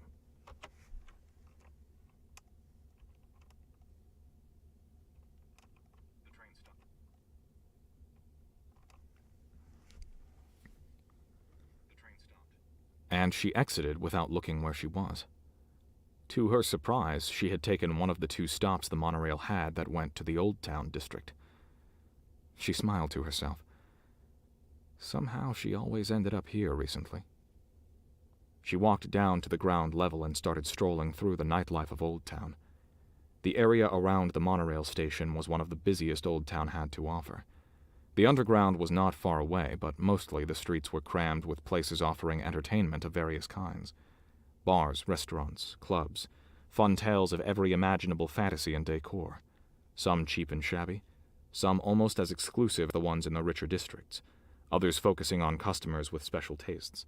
Loud music was played everywhere, and the high numbers of patrons in the establishments and on the streets were not only the residents of Old Town, but also well-dressed people with costly implants seeking adventures. This area was Old Town's infamous red light district. Nephilim passed brothels for every imaginable taste, fetish, or perversion. When it came to sex, hardly anything was illegal in Olympias. Pearl passed her once, but this did not concern her at all. Of course the police would know who she was, but the AI was programmed to leave angels alone whenever they encountered them, so their cover wasn't blown. They only took action if commanded by the cyborg to do so. The patrol most likely wouldn't file that she was there. People like her could be, and were supposed to be, everywhere. When she crossed a narrow side street in between a buzzing discotheque and a table dance place, which offered human and robo-dancers, something caught her attention. Cold, neon blue light was shining from the alley. She decided to take a look, and when she walked closer, she saw that the light came from the entrance to a club, which was located in a basement area. A sizable queue of people was lining up in front of 2 broad bouncers. Considering how many different entertainment locations were vying for customers in the district, this indicated that the place had to be something extraordinary. When she stood in front of the entrance and processed what the place actually was offering, she was completely stunned for a second. It was a brothel, but none like anything she had ever seen before. She couldn't help but stare at the holograms and pictures displayed on the building. The employees of the establishment were styled up as guardian angels. Well, a cheap fetish version of them. The club was a BDSM place, and the female and male whores were dressed up in very revealing black leather and latex clothes, and had shiny neon blue eyes. Of course, their eyes weren't real. Even on the pictures, Nephilim could recognize that they weren't artificial prosthetics, but well-made contact lenses. Still, she could hardly believe what she was seeing. "Interested?" a voice asked. A young man dressed in a black suit approached her. A neon blue emblem was printed on the suit's collar. It looked similar to the guardian angel wings emblem, but consisted of 2 whips instead. "If you line up now, your waiting time will be only about 2 hours before you enter purgatory." "I see. How much is a session?" The host had a charming smile. 400 for a female, 250 for a male. They're yours until you beg them to stop. That was incredibly expensive.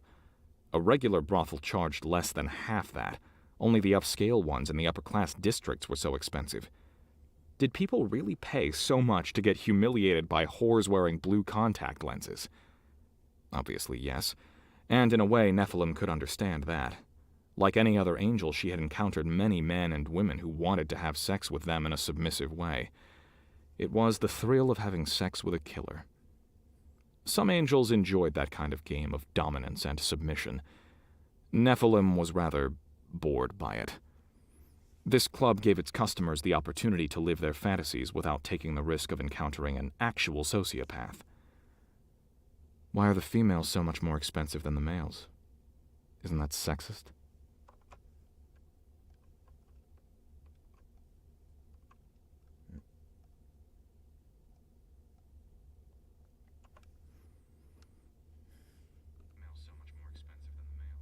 She asked with a smirk.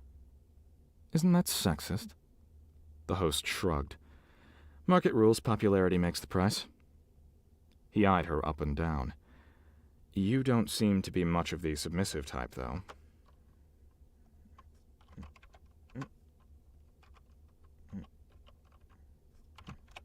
Put that in the wrong track, sorry guys.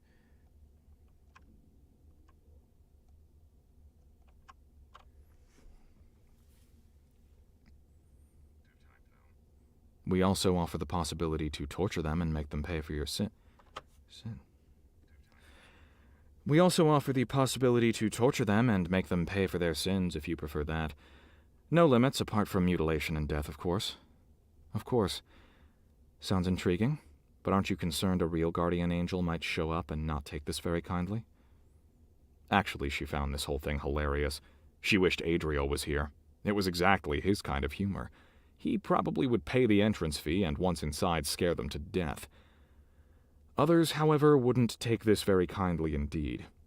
If Metatron found out this place existed, he would burn it to the ground, with everyone inside, employees and patrons alike. The host grinned widely and waved his hand. Don't worry about that. They never come here. They're busy with other stuff, like killing and torturing innocents. Good to know. He lowered his voice and winked. Honestly, I'm personally not sure if they even exist. If you ask me, they're an urban legend, some boogeyman authorities have invented to scare people. But whoever invented them had a taste for a pretty sexy boogeyman. Nephilim smiled. You're probably right. Anyway, are you interested or not? Maybe another time. He shrugged. Whatever. Nephilim turned around and was about to leave, but then decided otherwise. She went back to the host and poked him on the shoulder. He turned around and smiled. I knew you'd change your mind. She grabbed his arm and pulled him with her, a few feet away from the crowd into a dark corner. Come with me. He snickered. Hey, you got that wrong. I'm not for sale. But my shift ends. Nephilim took his chin in her hand and held it so he couldn't turn from her. But from further away, it would look as if she wanted to kiss him. Then she lifted her glasses. He sucked in air like a drowning man and turned pale like a sheet, his skin almost glowing in the dark. Now listen to me, dumbass. The boogeyman is very real, and when they come for you, you'll wish you were never born. He started shaking. Please, She cut him off. It's your lucky day, though. I'm off duty from killing and torturing innocents, and I won't tell anyone what I saw here. But I promise, if my brothers in arms stumble across you, and sooner or later this will happen, they will rip out your eyes, replace them with your balls, then kill everyone while you slowly bleed to death. You might want to reconsider your business model. Do you understand? He tried to nod, but she was still holding him by the chin. Yes, yes. Good. Nephilim put her glasses back on. Now behave normally. We don't want to scare the people, do we? She let go of him, and he just kept staring at her and shaking as she turned around and left the alley. Most likely they wouldn't listen. They'd keep their business running and get a lot of people killed. But at least she tried. She wondered why she cared. Why should she be bothered by a few dead morons? She had no answer to that. Back on the main street, she resumed her walk, sunk deep in thought. She remembered having seen some bars not far from the underground that looked interesting when she drove by with Finwick the previous night. Some drinks were exactly what she needed now. On the way there, she passed another brothel. This one was monumental and had large windows. Oh, damn it.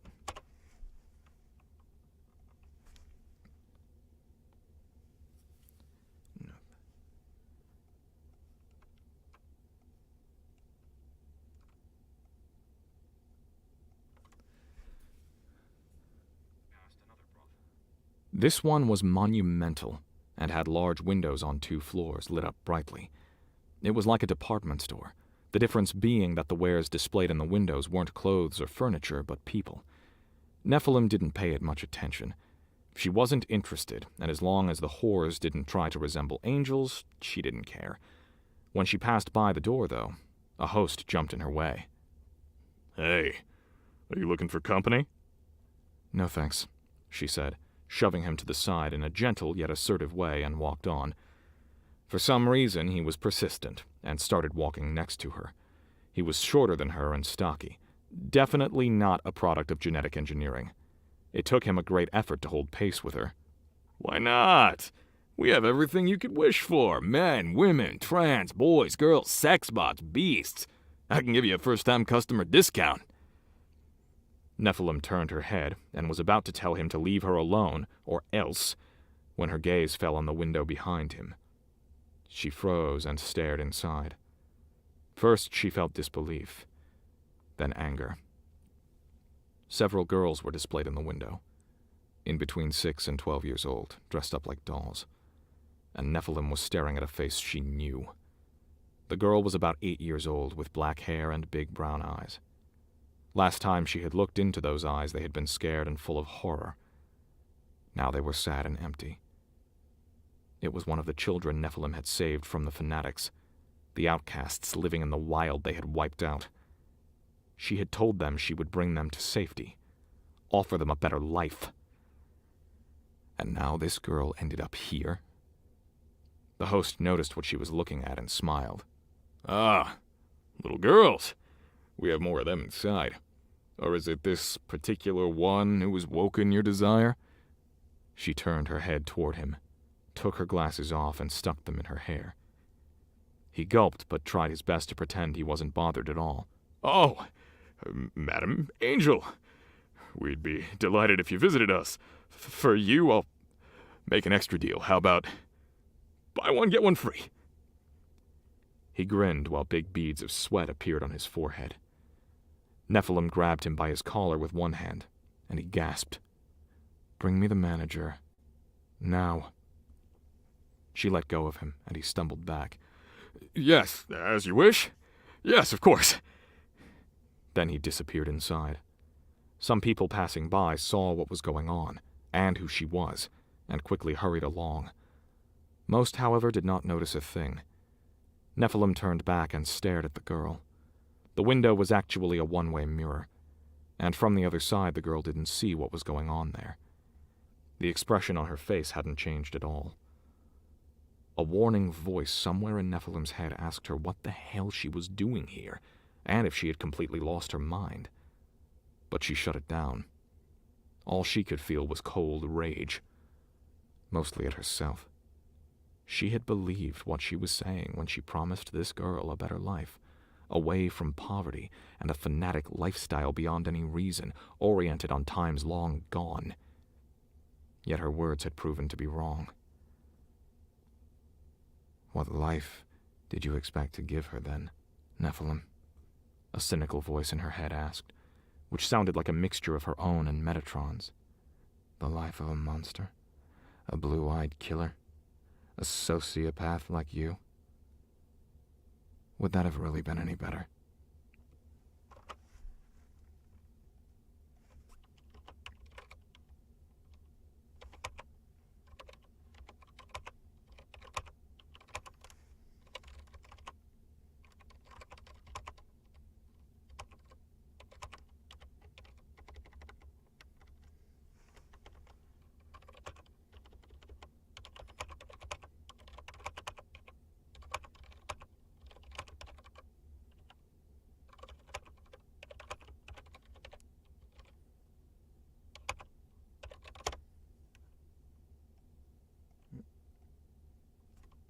There we go.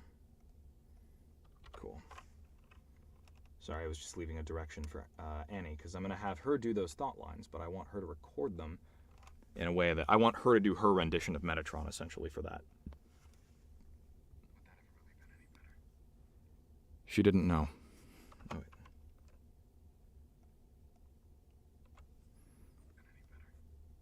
She didn't know. But one thing she did know was that she did not save this child's life, so she could spend it in a brothel.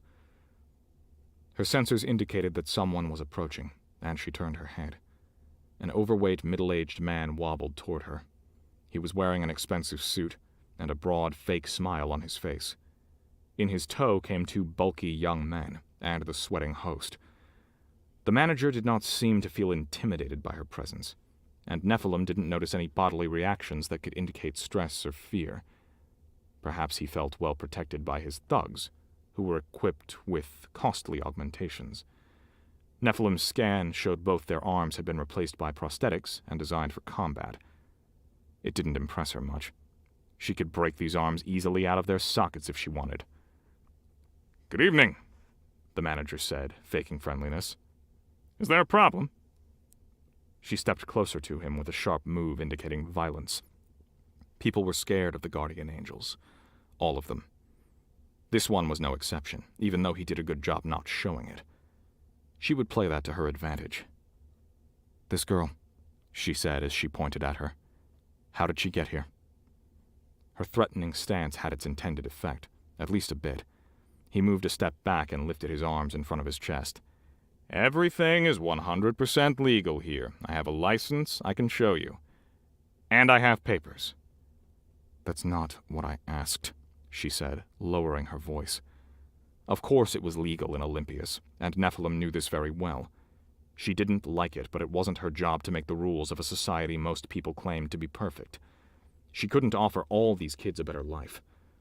But she would at least keep her promise to this one girl. There was an auction a few days ago. Olympias authorities were giving away wards of no further use to them. There's nothing to it, really. You must have confused our honorable house with some other shady place. There's one down the road that... Nephilim lifted her hand and he fell silent. It was exactly what she had suspected. One of the children.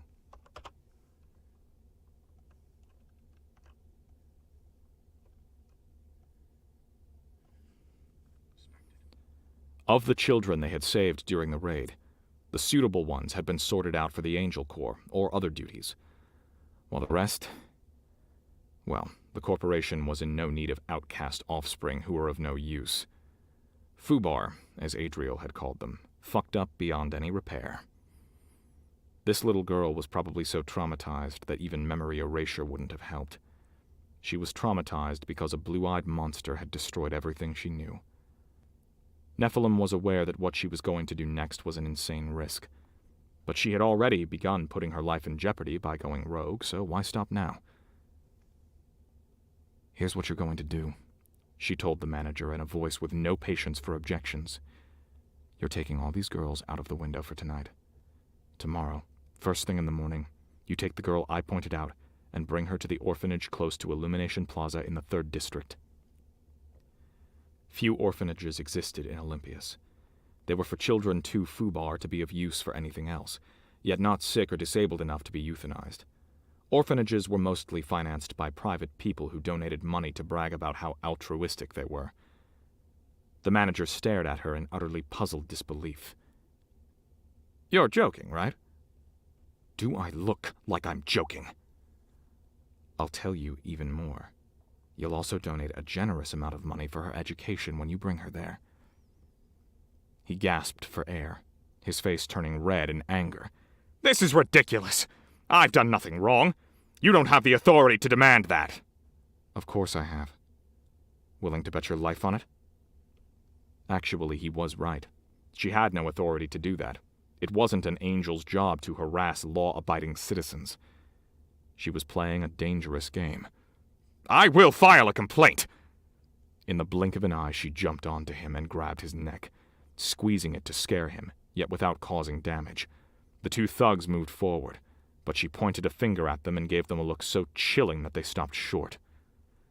One more step, and someone will have to collect your little brains from the pavement. It takes me less than a second to draw my gun and shoot you in the face, and I have every authority to do so. To show them she was serious, she lifted her jacket, showing them her gun hidden beneath. They held their hands in front of their chest, indicating that they wouldn't try anything. Obviously, they weren't as dumb as they looked. The manager had been smart enough not to arm them with firearms, which he probably had. Guys like him always did. If they were armed, Nephilim would have had the authority to shoot them on the spot if she wanted. The manager most likely knew that. Her stunt began to draw attention. People realized what was going on and quickly went another way. Others stood at a safe distance, watching the show. Nephilim had to wrap this up quickly before someone had the glorious idea to call the police. If the AI saw her involved in a conflict, it would probably offer assistance, and that kind of attention could cost her life, since technically she wasn't here but sleeping in her bed. And now...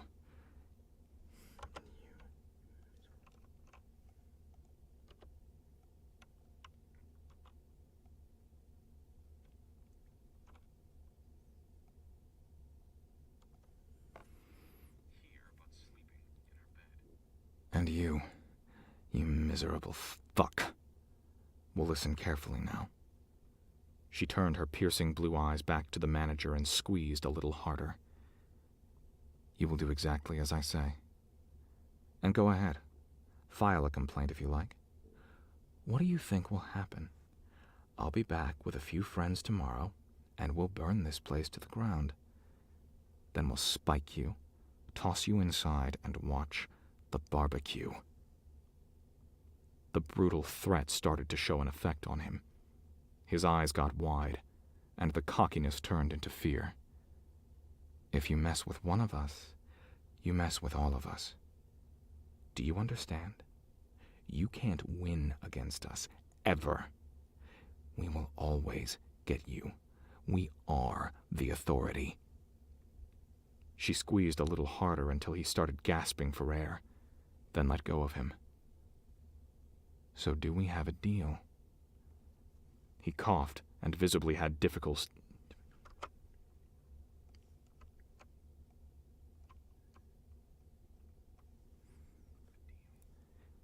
He coughed and visibly had difficulties standing upright. One of his bodyguards jumped to his side and held him up. Yes, we have a deal, he finally said after the cough stopped. First thing in the morning, I'll bring her to the orphanage. No complaints to anyone, no hard feelings. She smiled, patting his cheek. See? Wasn't so difficult, was it? She moved a few steps away, indicating that she was about to leave, then said, "Oh, and don't even dare to try and fool me. I'll check the orphanage tomorrow. If the girl isn't there, I'll come back and break every bone in your body before I squeeze your neck a little further. And there's nothing you can do to stop me. Are we clear?" Now she had him as horrified as everyone else. He had seen the blue-eyed monster.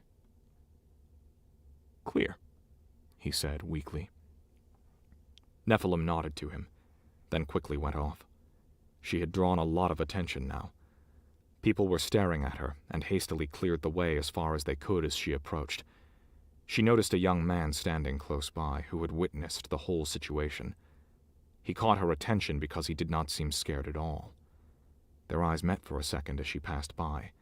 Then Nephilim put her glasses back on and disappeared into the nightlife of Old Town as quickly as possible. A short time later, Nephilim had escaped the hustle and bustle of Old Town's entertainment district and was by herself again, brooding. She stood on the roof of the abandoned building she and Adriel had been attacked from after they chased down that hacker. Compared to modern standards, this old building was laughably low, covering not more than 30 floors. But it was enough to give her some distance from what was going on downstairs. She crouched on the rim, only inches from the abyss, yet knowing that she would always keep the balance. Below, she could hear the music coming from the countless clubs, saw flashing lights, people roaming the streets. After what had just happened, she came to the conclusion that something had to be seriously wrong with her. She must have suffered brain damage, or perhaps she had simply gone insane. All these strange feelings and thoughts which had been bothering her lately, which shouldn't even exist in a fully functioning cyborg's mind. Now she also was having dreams, or memories that shouldn't be there. She had started to doubt, and to care for individuals that meant nothing to her. Why should she care if anyone lived or died? The life of an individual was worth nothing.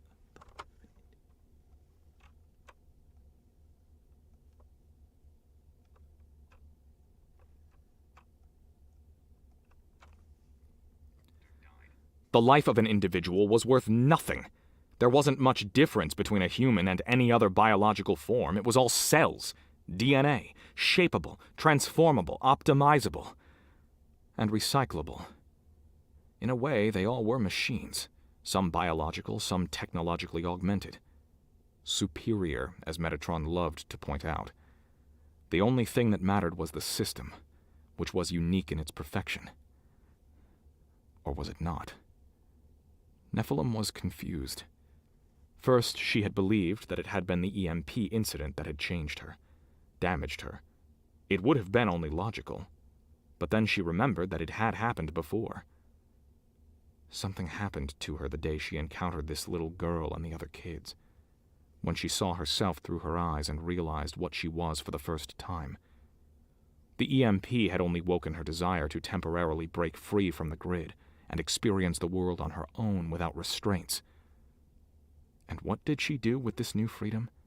She jeopardized it, carelessly, for someone she didn't even know. She couldn't wrap her mind around her own actions.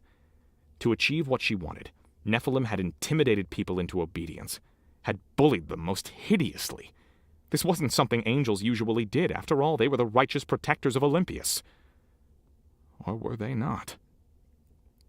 She had played the terror card on them, shown them the monster she was, the monster everyone expected her to be, as soon as she lifted her glasses.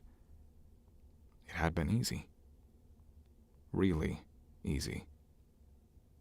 In a way, Metatron probably would have enjoyed seeing her like that, provided this would have been an assignment ordered by him, and not her going rogue without any reason. Embracing her ruthlessness would surely be something he would encourage her to do once she became an archangel, if it ever happened. Metatron had faith in her, so much so that he didn't let anyone touch her. But maybe the High Archangel was wrong, and Dr. Mendez was right. Maybe Nephilim was a flawed unit. Fubar. Dangerous. Today, Nephilim had learned how dangerous she and her kind could indeed become when out of control. She alone could cause so much damage, create mayhem and terror. What about all of them? It was the reason why everything they did was strictly controlled, every step they took, every thought they had. It could never be allowed for any of them to go rogue. Suddenly, she heard steps. Someone approached her on the roof. A man, unarmed as her scan showed. He walked slowly, relaxed. "It's a long way down," he said. "Even for someone like you."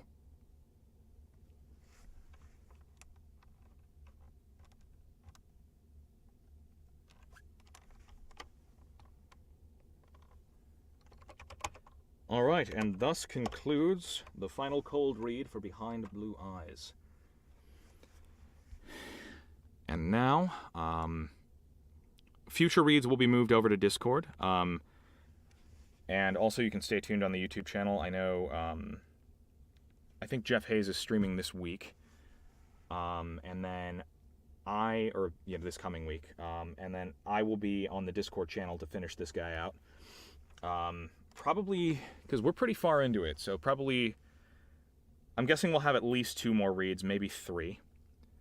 And then, yeah, it'll be just a matter of the rest of the cast gets all of their lines recorded, and we start really making this thing pretty with all the sound booth, the full sound booth theater treatment. So this will be a lot of fun. I'm very excited for that. Let me check in, see how everyone's doing before I say my final goodbye for the day.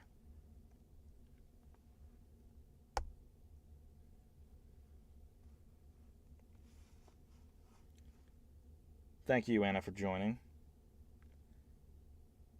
Thank you, everyone. And